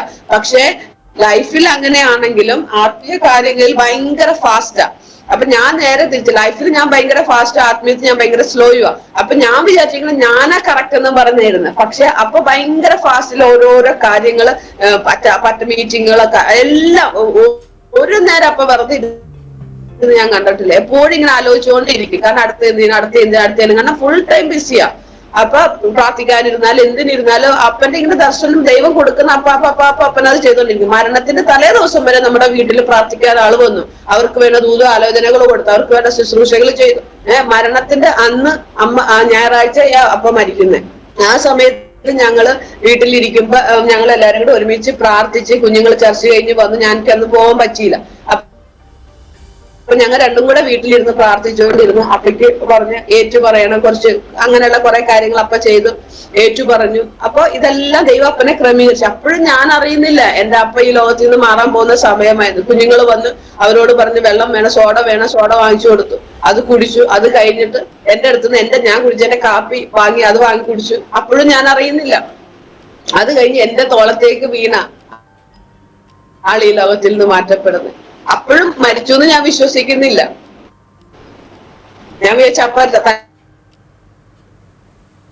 തലേ രാത്രി ഉറങ്ങിയില്ല. ഞങ്ങൾ രണ്ടും കൂടെ ഞങ്ങൾ എപ്പോഴും ഇങ്ങനെ സംസാരിച്ചുകൊണ്ടിരിക്കുന്ന കൂട്ടത്തില് ഒരു സെക്കൻഡ് വെറുതെ ഇരിക്കില്ല. എപ്പൊ എവിടെ ചെന്നാലും തലയും പാലും പോലെ ഞങ്ങൾ എവിടെ എല്ലായിടത്തും ഒരുമിച്ചുണ്ടാവും. ഒറ്റയ്ക്ക് പോണ പരിപാടിയില്ല. അപ്പൊ അന്ന് രാത്രി ആ രാത്രി മുഴുവൻ ഉറങ്ങിയില്ല. പിറ്റേ ദിവസം വരെ ഞങ്ങള് മൊത്തം സംസാരിച്ചുകൊണ്ടിരിക്കുക. എന്തോ കുറെ കാര്യങ്ങളൊക്കെ പറഞ്ഞ് ചിരിക്കുകയോ വർത്താനം പറയും, തമാശയൊക്കെ പറയാം, എന്റെ അടുക്ക് പ്രാർത്ഥിക്കും. ഇങ്ങനെ സന്തോഷത്തിലാണ് ഞങ്ങൾ പോകുന്നത്. അപ്പോഴും ഞാൻ അറിയുന്നില്ല. ഞാൻ കർത്താവിനോട് ചോദിച്ചു, കർത്താവ് ഒരു വാക്ക് എന്നോട് പറയാറുന്നില്ലേ? കർത്താവ് ചോദിച്ചു, ഞാൻ നിന്നോട് ചോദിച്ചാൽ നീ എനിക്ക് തരുമോ? കൊടുത്തില്ല. ഞാൻ എപ്പോഴും പറയുന്നൊരു വാക്ക് ഇങ്ങനെയായിരുന്നു, എനിക്ക് സ്വർഗം തന്ന നിധിയാ എന്റെ ഭർത്താവ്. എന്റെ കർത്താവ് കഴിഞ്ഞാൽ എനിക്ക് ഏറ്റവും വലിയ നിധി എന്റെ ഭർത്താവ്. അത് ഞാൻ അഹങ്കാരത്തോടെ പറഞ്ഞിട്ടുണ്ട്, അല്ലെങ്കിൽ അത്ര സ്നേഹത്തോടെ സന്തോഷത്തോടെ പറഞ്ഞിട്ടുണ്ട്. എന്നെ ഒരു കൊച്ചു മോളെ പോലെ തന്റെ കയ്യിൽ കൊണ്ടു നടക്കണ പോലെ എന്നെ കൊണ്ടു നടക്കും. ഒരു നാള് പോലും ഞങ്ങൾ വഴക്കിട്ടിട്ടില്ല, ദേഷ്യപ്പെട്ടിട്ടില്ല. എപ്പോഴും കളി ചിരി സന്തോഷമായിട്ട് ഞങ്ങൾ പോയിട്ടുണ്ട്. ഞങ്ങളുടെ കുഞ്ഞുങ്ങളും അത് കണ്ടാ വളർന്നേക്കുന്നത്. കാരണം അവരെയായിരുന്നു ഞങ്ങൾ മുമ്പിൽ വെച്ചത്. കാരണം ഞങ്ങളുടെ ജീവിതം അവർക്കൊരു മാതൃകയാകണം. ഒരിക്കലും ഞങ്ങളുടെ ജീവിതം കൊണ്ട് ഞങ്ങളുടെ കുഞ്ഞുങ്ങൾ തകർന്നു പോകരുത്, ലോകം വിട്ടു പോകരുത്, വിശ്വാസം വിട്ടു പോകരുത്, ലോകത്തിലേക്ക് പോകരുത്. ഇത് ഞങ്ങളുടെ ഉള്ളിൽ അവര് ജനിക്കുന്നതിന് മുമ്പ് തീരുമാനം എടുത്തിരുന്നത് കൊണ്ട് ഞങ്ങൾ എപ്പോഴും ആ ഒരു ദർശനത്തിലാണ് ഞങ്ങൾ മുൻപോട്ട് പോയിക്കൊണ്ടിരുന്നത്. അത് ഞങ്ങളുടെ ജീവിതത്തിന്റെ സാക്ഷ്യമെല്ലാം ഞങ്ങളുടെ കുഞ്ഞുങ്ങളാണ്. അവരുടെ മുമ്പിലാണ് ഞങ്ങൾ ജീവിച്ച്. അതുകൊണ്ട് വഴക്കിനോ ദേഷ്യത്തിനോ വേണ്ടാത്ത വാക്കുകളൊന്നും ഞങ്ങൾ കൃപയാൽ സംസാരിക്കാതെ അങ്ങനെയൊക്കെ ദൈവം ഞങ്ങളുടെ ജീവിതത്തിൽ ഒരുക്കി. അപ്പൊ ഞാൻ കർത്താവിനോട് ചോദിച്ചു, കർത്താവ് നീ ഒരിക്കലും എനിക്ക് വിട്ടു തരത്തില്ല, എനിക്കറിയാം. കാരണം അങ്ങനെ വിട്ടു തരാനാണെങ്കിൽ കർത്താവിന് അങ്ങനെ അപ്പെ നിർത്തണമെന്നുണ്ടായിരുന്നെങ്കിൽ എത്രയോ അത്ഭുതങ്ങൾ ചെയ്ത ദൈവമാണ്. തന്റെ ശുശ്രൂഷ തികച്ചിട്ടില്ലെങ്കിൽ എന്റെ കർത്താവ് അത് തീർക്കാണ്ട് ആരെങ്കിലും എടുക്കുവോ? എടുക്കത്തില്ല. അത് ദൈവത്തിന്റെ വിശ്വസ്തതയാ. കാരണം കർത്താവ് പറഞ്ഞു, നിന്റെ ഭർത്താവ് ഒരു പാസ്റ്ററായിരുന്നു, അത് എത്ര പേരുടെയെന്ന് നീ നോക്കണം. അവൻ എനിക്ക് വിശ്വസ്തനായിരുന്നു, അവൻ എനിക്ക് നീതിമാനായിരുന്നു. അവനെ ഞാൻ ഏൽപ്പിച്ച വിശ്വസ്തയുടെ ചെയ്തു തീർത്തു. മരണം കർത്താവിന്റെ ഹിതത്തിലാ നടക്കുന്നത്. ജീവന്റെ മരണത്തിന്റെ അധികാരി കർത്താവാ, അത് എടുക്കുന്നവനും കർത്താവാ. അവിടെ നമുക്ക് ചോദ്യം ചെയ്യാൻ വ്യവസ്ഥയില്ല. അപ്പൊ കുഞ്ഞുങ്ങൾ പറഞ്ഞു, ഇപ്പൊ അപ്പ ഇല്ലാത്തോണ്ട് അമ്മ ഇനി നമുക്ക് ഈ ഭൂമിയിൽ ജീവിക്കണ്ട. കാരണം ഞങ്ങൾക്ക് ഇപ്പോഴും ഫില്ല് ചെയ്യാൻ പറ്റിയിട്ടില്ല. ഞങ്ങൾ ഇപ്പോഴും സംസാരിക്കുമ്പോഴും നമുക്കത് എത്രത്തോളം ഉൾക്കൊള്ളാൻ പറ്റും മറ്റുള്ളവർക്ക് എനിക്ക് അറിയില്ല. കാരണം ദൈവം ഞങ്ങളെ ബലപ്പെടുത്തുന്നതാ, ദൈവം ഞങ്ങളെ നിർത്തുന്നതാ. അപ്പൊ കുഞ്ഞുങ്ങൾ ഒരു അപ്പില്ലാത്ത ഈ ലോകത്തിൽ നമുക്ക് ജീവിക്കാൻ പറ്റത്തില്ല അമ്മ. അതുകൊണ്ട് നമുക്കൊരു കാര്യം, നമുക്ക് വേഗം നമ്മളെ ഏൽപ്പിച്ച വേല തികയ്ക്കാം, നമുക്ക് വേഗം ഈ ലോകത്തിൽ നിന്ന് പോകാം. കാരണം ഇനി ഈ ലോകം കൊള്ളത്തില്ല. നമുക്ക് എല്ലാത്തിനും ഒരു അപ്പ ഉണ്ടായിരുന്നു. ഞാനൊരു ദിവസം ഇങ്ങനെ പ്രാർത്ഥിക്കുമ്പോ, അപ്പയുടെ മരണശേഷം പ്രാർത്ഥിക്കുമ്പോ എന്റെ വായിൽ പെട്ടെന്ന് അനാഥർക്ക് വിധവകൾക്ക് ന്യായപാലകനായിരിക്കുന്ന ദൈവം എന്നുള്ള വാക്ക് വന്ന് ഞാൻ പ്രാർത്ഥിച്ചില്ല. ഞാൻ പ്രാർത്ഥിക്കാതെ ആ വാക്കങ്ങ് വിട്ടു കളഞ്ഞപ്പോ കർത്താവ് എന്നോട് വെച്ച്, നീ എന്താ വാക്ക് പറയാത്തേന്ന് വെച്ച്. ഞാൻ പറഞ്ഞു, കർത്താവ് എന്റെ ഈ പ്രായത്തിൽ എനിക്കത് പറയാൻ ഒത്തിരി ബുദ്ധിമുട്ടുണ്ട്, ഒത്തിരി വിഷമമുണ്ടപ്പാ, ഞാനത് പറയത്തില്ല. കർത്താവ് എന്നോട് ചോദിച്ചത്, ഈ ബൈബിൾ എടുത്തു നോക്കിയേ, ബൈബിളിൽ ഏറ്റവും കൂടുതൽ ഞാൻ കരുതിയിരിക്കുന്നത് അനാഥർക്കും വിധവകൾക്കും പരദേശികൾക്കും. അപ്പൊ ഞാൻ അറിയാതെയാണോ നിന്റെ ജീവിതത്തിൽ അത് വന്നേ? നീ എനിക്ക് എന്റെ പ്രിവിലേജാ, ഞാൻ നിനക്ക് പ്രിവിലേജാ. അതുകൊണ്ട് ഒരു കാരണവശാലും ഇനി ഒരിക്കലും ആ വാക്ക് പറയാതിരിക്കരുത്. അത് വെച്ച് നീ പ്രാർത്ഥിക്കണം. ഇന്ന് കർത്താവ് രാവിലെ എന്നോട് പറഞ്ഞു, യോശുവയോട് പറഞ്ഞതുപോലെ, നിന്റെ മുമ്പിൽ നിന്റെ ജീവിതാന്ത്യം വരെ ഒരു മനുഷ്യനും നിന്റെ നേരെ നിൽക്കത്തില്ല. നീ ധൈര്യത്തോടെ നീ, കാരണം ഞാൻ നിന്റെ കൂടെയുണ്ട്. കർത്താവ് പറഞ്ഞെന്താ? ഞാൻ എന്റെ കൈ വിടില്ല, നിന്നിൽ നിന്ന് എന്റെ കൈ ഞാൻ നിന്നിൽ നിന്ന് വിടൂല. രണ്ടാമത് ഞാൻ നിന്നെ ഉപേക്ഷിക്കില്ല. എന്നിട്ട് കർത്താവ് മത്തായിലേക്ക് എന്നെ കൊണ്ടുപോയിട്ട് എന്നോട് പറഞ്ഞു, മത്തായിൽ എഴുതി വെച്ചിരുന്നു, ഭാര്യ ഭർത്തൃ ബന്ധത്തില് ഭർത്താവിനോട് പറയുന്ന ഒരു വാക്യം, ഭാര്യമാരെ ഉപേക്ഷിക്കരുത്. കർത്താവ് ഇപ്പുറത്ത് കൊണ്ടുവന്നിട്ട് വീണ്ടും എന്നോട്, അപ്പൊ ഞാൻ എന്തുകൊണ്ട് ഉപേക്ഷിക്കരുത് എന്ന് പറഞ്ഞു. നീ എന്റെ ഭാര്യ, ഞാൻ നിന്റെ ഭർത്താവാ, ഞാൻ ഒരിക്കലും നിന്നെ ഉപേക്ഷിക്കത്തില്ല. രണ്ടാമത് ഞാൻ നിന്റെ കൈ വിടൂല, കാരണം ഞാനല്ല കർത്താവിന്റെ കൈ പിടിച്ചേക്കണം, കർത്താവ് എന്റെ കൈ പിടിച്ചേക്കണം. അവന്റെ വചനം എന്റെ ഉള്ളിലേക്ക് ഇതുപോലെ ഉറപ്പിച്ചു തരാൻ തുടങ്ങിയപ്പോ ദൈവത്തിന്റെ മുമ്പിൽ കർത്താവല്ലാതെ എനിക്ക് ഇനി ആരുമില്ല. എന്റെ ദൈവം വിശ്വസ്തനാണ്. എന്റെ ദൈവത്തെ പോലെ വേറൊരു ദൈവവും ഇല്ല. ഞാൻ പറയുമായിരുന്നു, യൗവനത്തിൽ എനിക്ക് എന്റെ മാതാവ് നഷ്ടപ്പെട്ടു. ഒരു പെൺകുട്ടിക്ക് ആവശ്യമായ സമയങ്ങളിലൊന്നും മാതാവിന്റെ സൗകര്യം എനിക്ക് ലഭിച്ചില്ല, അമ്മായിയമ്മയിൽ നിന്ന് ലഭിച്ചില്ല. തിരിച്ച് എന്റെ കുഞ്ഞുങ്ങൾ ഒരു പ്രായമായി, എന്റെ ഭർത്താവ്, ഇന്ന് എനിക്കെല്ലാം എന്റെ കർത്താവ്. എന്റെ കർത്താവ് എനിക്കൊന്നുമായിട്ട് ചെയ്തില്ല. ഓരോ ദിവസവും എന്റെ ദൈവം വിശ്വസ്തനാണ്. എന്റെ ദൈവത്തെ പോലെ കരുതുന്ന ഒരു ദൈവത്തെ ഞാൻ ഇപ്പോഴും ഓർക്കും. കാരണം ഈ ദൈവം ഇല്ലായിരുന്നെങ്കിൽ ഞാൻ എന്നേ ലോകം വിട്ടാൻ. കാരണം ആ ദൈവത്തിന് അറിയാം. മുമ്പ് എന്നോട് പറഞ്ഞ പോലെ ലോകം ആരംഭിക്കും മുമ്പ് നമ്മളെല്ലാവരും ആത്മാവായിട്ട് സ്വർഗത്തിൽ ഇരിക്കുന്ന ഒരു സമയത്തെ നമ്മളെ യേശുവിനെ ഭൂമിയിലേക്ക് ദൈവം ഒരു പദ്ധതിയോടെ അയച്ചതുപോലെ നമ്മളെല്ലാവരും ഭൂമിയിലേക്ക് വന്നിരിക്കുന്നത് വേറെ നിശ്ചയം ദൈവത്തിന്റെ സന്നിധിയിലുണ്ട്. ആ നിശ്ചയപ്രകാരം ഇന്ന സ്ഥലത്ത്, ഇന്ന ഭവനത്തിൽ, ഇന്ന വ്യക്തിക്ക് എല്ലാം ഏറ്റവും ആലോചന എത്രാം തലമുറയില്, അല്ലെങ്കിൽ ഏത് ഭാര്യക്ക് ഏത് ഭർത്താവ്, ഏത് ഭർത്താവിന് ഏത് ഭാര്യ, ഏത് മാതാപിതാക്കൾക്ക് ഏത് മക്കള് എന്നുള്ളതെല്ലാം കർത്താവിന്റെ ലിസ്റ്റിലുള്ളതാ. അതിനനുസരിച്ച കർത്താവ് നമ്മളെ പുറത്തു കൊണ്ടുവന്നിരിക്കുന്നത്. അപ്പൊ നമുക്ക് നമ്മുടേതായ യാതൊരു സ്വാതന്ത്ര്യം പറയാനില്ല. നമ്മുടെ സ്വാതന്ത്ര്യം ക്രിസ്തുവില. നമ്മൾ ക്രിസ്തുവില സന്തോഷിക്കുന്നത്. നമ്മുടെ ജീവിതം ക്രിസ്തുവില. നമുക്കുള്ളതെല്ലാം ക്രിസ്തുവില. അപ്പൊ നമ്മൾ ആ ലോകത്തെ വിട്ടിട്ട് ക്രിസ്തുവിനോട് ചേർന്ന് ചിന്തിക്കാൻ നമ്മുടെ ജീവിതത്തെ ഒരുക്കി കൊടുക്കുവാൻ നമ്മൾ തയ്യാറായാൽ, നമ്മൾ തിരിച്ചറിയണം നമ്മൾ കർത്താവിനുള്ളവരെന്ന് ദൈവം പറഞ്ഞാൽ അത് അങ്ങനെ തന്നെയാ. നമ്മൾ ഈ ലോകത്തിൽ നിന്ന് നമ്മളെ ഏൽപ്പിച്ച ശുശ്രൂഷകളെല്ലാം കഴിഞ്ഞ് നമ്മളെല്ലാം ഈ ലോകം വിട്ടു പോണം. നമുക്ക് വേണ്ടി ദൈവം ഒരു ലോകം ഒരുക്കുന്നുണ്ട്. നമുക്ക് വേണ്ടി ദൈവം ഒരു ഭവനം ഒരുക്കുന്നുണ്ട്. ഞാൻ കർത്താവിനോട് ചേർന്ന് ജീവിക്കാൻ വരുമ്പോ നമുക്ക് തോന്നും, ഞാൻ ഇടയ്ക്ക് ഇങ്ങനെ ചിന്തിക്കും, കർത്താവെ ഇത്രയേ ഉള്ളോ, കുറച്ചും കൂടെ കഷ്ടത തന്നിരുന്നെങ്കിൽ എന്തുവാ കർത്താവിന്റെ സന്നിധിയിൽ കുറച്ചും കൂടെ ഉയർച്ച നമുക്ക് വരുമായിരിക്കും. നമുക്കറിയില്ല, നമുക്ക് ഇത് തന്നെ നമ്മളെ കൊണ്ട് താങ്ങാൻ പറ്റുന്നില്ല. അപ്പൊ കർത്താവ് യേശു ക്രിസ്തു ചെയ്ത ക്രൂശ് ഒന്ന് ആലോചിച്ച് നോക്കിയേ, വേദന ഒന്ന് ആലോചിച്ച് നോക്കിയേ. കർത്താവിന്റെ സ്നേഹത്തിന്റെ ആഴത്തെ അളക്കാൻ നമുക്ക് ആർക്കും പറ്റില്ല. കർത്താവ് എന്നോട് പറഞ്ഞു, ഞാൻ നിന്നെ സ്നേഹിക്കുന്നത് കൊണ്ട്, ഹല്ലേലൂയ, ആ സ്നേഹം ഒരു നാളും നമ്മളെ മറന്നു കളയില്ല, ഒരു നാളും നമ്മൾ ഉപേക്ഷിക്കില്ല. കർത്താവ് സ്നേഹമാ. ആ കർത്താവിന്റെ ശരീരത്തിന്റെ അവയവമാ. നമ്മളൊന്ന് വേദനിച്ച കർത്താവിന് വേദനിക്കില്ലേ? കർത്താവ് നമ്മുടെ തലയല്ലേ? അപ്പൊ നമ്മൾ അങ്ങനെ വേദനിക്കും. ഞാൻ ഈ സമയങ്ങളൊക്കെ ചിലപ്പോ അങ്ങനെ പിടിവിട്ട് കരഞ്ഞു പോകും. കരഞ്ഞൊരു 5-10 മിനിറ്റിനുള്ളിൽ കർത്താവ് എന്നെ റിലീസ് ചെയ്യും. കർത്താവ് ഒരു ഇനി നീ കരയണ്ട. കഴിഞ്ഞ ദിവസം ഞാൻ ഒരു വിഷയത്തിൽ ഇങ്ങനെ ഭാരപ്പെട്ട് കരഞ്ഞപ്പോ കർത്താവ്, ഞാൻ എന്റെ കർത്താവ് ഇടക്കിടക്ക് ഇങ്ങനെ, അപ്പൊ കർത്താവ് ഒറ്റയടിക്ക് ആ പഴുപ്പിനെ ഞെക്കി കളയത്തില്ല. ഞാൻ പതുക്കെ പതുക്കെ, കാരണം നിനക്ക് വേദനിക്കും, നീ വേദനിച്ച എനിക്ക് സഹിക്കാൻ പറ്റില്ല. അപ്പൊ അതുകൊണ്ട് ഞാൻ നിന്നെ പതുക്കെ പതുക്കെ നിന്റെ ഹൃദയത്തിലെ മുറിവിനെ ഞാൻ ഉണക്കുന്നത്. മുറിച്ചവൻ ഞാനാണ്, ഞാൻ നിന്റെ മുറിവ് കെട്ടും. അപ്പൊ അതിലിരിക്കുന്ന പഴുപ്പെല്ലാം ഞാൻ ഞെക്കിക്കളയും. ഞാൻ ഒത്തിരി പ്രതികൂലങ്ങളുടെ നടുവിലുണ്ട്. ഈ 86 ദിവസമായില്ലെങ്കിൽ അപ്പുറം വേദന, ശാരീരികവും മാനസികവുമായ വേദനയിലൂടെ ഞാൻ ഇത് ആളുകളിൽ കടന്നു പോവുക. കാരണം വലിയൊരു ശുദ്ധീകരണ ശോധനയിലൂടെ ദൈവം എന്നെ നടത്തുകയാണ്. എനിക്കൊരു പരാതിയില്ല. എന്നൊരു ദൈവദാസനോട് പറഞ്ഞ പോലെ ഇത് കർത്താവിന്റെ ചൂളയാ. ഇതിനകത്തൂടെ ഞാൻ കയറി ഇറങ്ങിയാൽ ദൈവം എന്നെ കുറിച്ച് എന്താഗ്രഹിക്കുന്നുവോ അത് എന്റെ ജീവിതത്തിനകത്തു നിന്ന് പുറത്തു വരത്തുള്ളൂ. എനിക്കിനി പറ്റത്തില്ല കർത്താവേ എന്ന് പറയാൻ പറ്റില്ല. കാരണം ഞാൻ എന്റെ ദൈവത്തിന് ഏൽപ്പിച്ചു കൊടുത്തു കഴിഞ്ഞു. എന്റെ കർത്താവിനെ ഞാൻ ദൈവത്തിന് ഞാൻ എന്റെ കർത്താവിന് സമർപ്പിച്ചു കഴിഞ്ഞു. ഇനി കർത്താവ് എന്റെ കർത്താവ്, കർത്താവ് എന്റെ ദൈവം, കർത്താവ് എന്നെ നടത്തുന്നത്. അപ്പന്റെ ഇഷ്ടമല്ലാത്തൊരു ഇഷ്ടം ഇനി എനിക്കില്ല. കാരണം എന്റെ അപ്പയെ ഞാൻ അപ്പാന്നാ വിളിച്ചോണ്ടത്, യേശു അപ്പനെ അപ്പാന്നാ വിളിച്ചോണ്ടത്. സത്യത്തിൽ പ്രാർത്ഥിക്കാതിരിക്കുമ്പോ എനിക്ക് ചിലപ്പോൾ കൺഫ്യൂഷൻ തോന്നിയിട്ടുണ്ട്, ഇത് ഏത് അപ്പയോളാ ഞാൻ പറഞ്ഞത്. പിന്നെ ഞാൻ പറയും യേശു അപ്പ എന്ന് പറഞ്ഞ് ഇങ്ങനെ തിരിച്ച് ഞാൻ പലപ്പോഴും വന്നിട്ടുണ്ട്. കാരണം ദൈവത്തിനൊന്നും ഇഷ്ടപ്പെട്ടില്ല. കാരണം ഞാൻ എന്റെ ഹസ്ബൻഡിനെ അത്രത്തോളം സ്നേഹിച്ചു എന്നുള്ളതാണ്. പക്ഷെ കർത്താവ് പറയുമ്പോഴൊന്നും ഞാൻ മാറിയിരിക്കത്തില്ല. കാര്യം മാറിയിരിക്കുമ്പോ അത് വളരെ ബുദ്ധിമുട്ടാണ്. കാരണം അങ്ങനത്തെ ഒരു അനുഭവത്തിൽ കൂടെ ദൈവം കൊണ്ടുപോയി. ഇതെല്ലാം ദൈവം പഠിപ്പിച്ചു. എന്റെ ജീവിതത്തിൽ ഇന്ന് ഞാൻ അനുഭവിക്കുന്നത് ഈ പ്രയാസങ്ങളൊന്നും എന്നെ സംബന്ധിച്ച് എനിക്കൊരു പ്രയാസമേ അല്ല. ഞാനിത് സാക്ഷ്യമായിട്ട് ധൈര്യമായിട്ട് നിങ്ങൾ ഓരോരുത്തരോടും, എന്നെ കേൾക്കുന്ന ഓരോ വ്യക്തികളോടും ഞാൻ പറഞ്ഞ, ഇതിനകത്തുകൂടെ നമ്മൾ കയറി ഇറങ്ങിയാൽ മാത്രമേ കർത്താവിന്റെ കയ്യിൽ ഇണങ്ങുന്ന ഒരു ആയുധമായി തീരാൻ നമ്മളെ കൊണ്ട് പറ്റത്തുള്ളൂ. ഒരു മാനപാത്രമായി തീരണമെങ്കിൽ തീച്ചുളക്കകത്തുകൂടെ പോകണം, അടി കൊള്ളണം, വെള്ളത്തിൽ മുക്കും, പല വിഷയങ്ങൾ നമ്മുടെ ജീവിതത്തിനകത്ത് കടന്നു വരും. ഇതെല്ലാം തയ്യാറാണെങ്കിൽ മാത്രം. അത് എല്ലാവർക്കും ഇല്ല കേട്ടോ. അത് ദൈവം സ്നേഹിക്കുന്ന ചിലർക്ക് മാത്രം. ദൈവം ചിലരെ തെരഞ്ഞെടുത്ത് വെച്ചിട്ടുണ്ട്. അവർ ആ പ്രോസസ്സിൽ കൂടെ തന്നെ പോണം. മോശയ്ക്ക് എത്ര പ്രാവശ്യം മോശ പറയും, എന്നെ കൊണ്ട് പറ്റത്തില്ല, വിട്ടുവെക്കോ കർത്താവ്, എനിക്ക് ഈ പണി പറ്റില്ല, ഞാൻ ചേർന്നവനല്ല, യോഗ്യനല്ല. പക്ഷെ കർത്താവ് മോശയെ തന്നെ എടുത്തില്ലേ? ഞാൻ എന്റെ ജീവിതത്തിൽ പലപ്പോഴും ഓർക്കും, മോശയെ പോലെ ഞാനും പറഞ്ഞിട്ടുണ്ട്, കർത്താവ് എന്നെ കൊണ്ട് ഈ പണി പറ്റില്ല.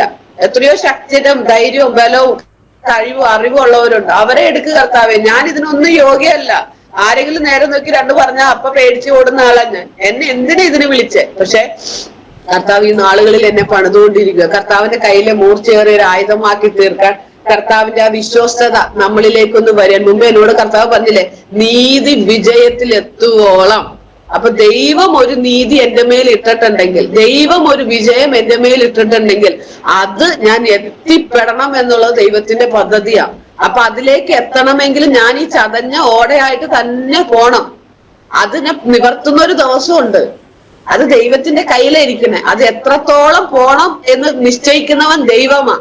അപ്പൊ അതിനകത്ത് എനിക്ക് പരാതി പറഞ്ഞ് മാറി നിൽക്കാൻ പറ്റില്ല. മാറി നിൽക്കണമെങ്കിൽ നിൽക്കാം, പക്ഷെ ഞാൻ മാറി നിന്നാലും അത് എനിക്കാ നഷ്ടം. ദൈവത്തിന്റെ കൃപയാൽ ആ സഭയെ കൊണ്ടുപോകാൻ സ്വർഗം ഞങ്ങളെ സഹായിക്കുന്നു. കുഞ്ഞുങ്ങളാണ് അതിന്റെ കാര്യങ്ങൾ ചെയ്യുന്നത്. വേറൊരു ദേവദാസിനെ നമ്മൾ കൃപയിലാക്കിയിട്ടുണ്ട്. അവര് 3 പേരും, ഞങ്ങൾ അധികം ആൾക്കാരൊന്നും, ഞങ്ങൾ കുറച്ച് പേര് സ്റ്റാർട്ട് ചെയ്തിട്ടുള്ളൂ. ഇനിയാണ് ഞങ്ങളുടെ ശുശ്രൂഷകളും അതിന്റെ വളർച്ച കാര്യങ്ങൾക്ക് വേണ്ടുന്ന കാര്യങ്ങൾ ഇപ്പൊ ഞങ്ങൾ മുൻപോട്ട് പ്രാർത്ഥനയിലും മറ്റു കാര്യങ്ങളൊക്കെ ഞങ്ങൾ മുമ്പോട്ട് ചെയ്തുകൊണ്ടിരിക്കുവാണ്. ഇത്ര നേരം എന്നെ കേട്ട എന്റെ പ്രേക്ഷകർക്ക് കർത്താവിന്റെ നാമത്തിൽ എല്ലാം നന്ദി ഞാൻ പറയുകയാണ്. നിങ്ങൾ എന്നെയും എന്റെ കുഞ്ഞുങ്ങളെ ഓർത്ത് പ്രാർത്ഥിക്കണം, ഞങ്ങളുടെ ശുശ്രൂഷ ഓർത്ത് പ്രാർത്ഥിക്കണം. ഈ ദേശത്ത് ഒരു വലിയ ദൈവത്തിന്റെ പ്രവൃത്തിയുണ്ട്. കർത്താവ് എന്താണോ ഞങ്ങളോട് പറഞ്ഞ വാഗ്ദത്തങ്ങൾ, ദൂതുകൾ എല്ലാം ഞങ്ങളുടെ ജീവിതത്തിൽ നിവർത്തിയാകണം. അതിനനുസരിച്ച് ഞങ്ങൾ ഈ ദിവസം ദൈവം ഒരുക്കി കൊണ്ടുവരണം. അപ്പൊ ഈ തീച്ചുളയുടെ നടുവിൽ കർത്താവ് ഞങ്ങളുടെ കൂടെ ഇരിക്കണം. നിങ്ങൾ എല്ലാ ദൈവമക്കളുടെ പ്രാർത്ഥനയും ഞാൻ ചോദിക്കുകയാണ്. എല്ലാവരും ഞങ്ങളെ ഓർത്ത് പ്രാർത്ഥിക്കണം. വിശേഷിച്ചും ജോയിസ് ആന്റി ഇങ്ങനെ ഒരു അവസരം തന്നതിന് ഒരുപാട് നന്ദി പറയുകയാണ്. ഇത് എല്ലാവർക്കും ഈ സാക്ഷ്യം ഒരു അനുഗ്രഹമായി തീരണം.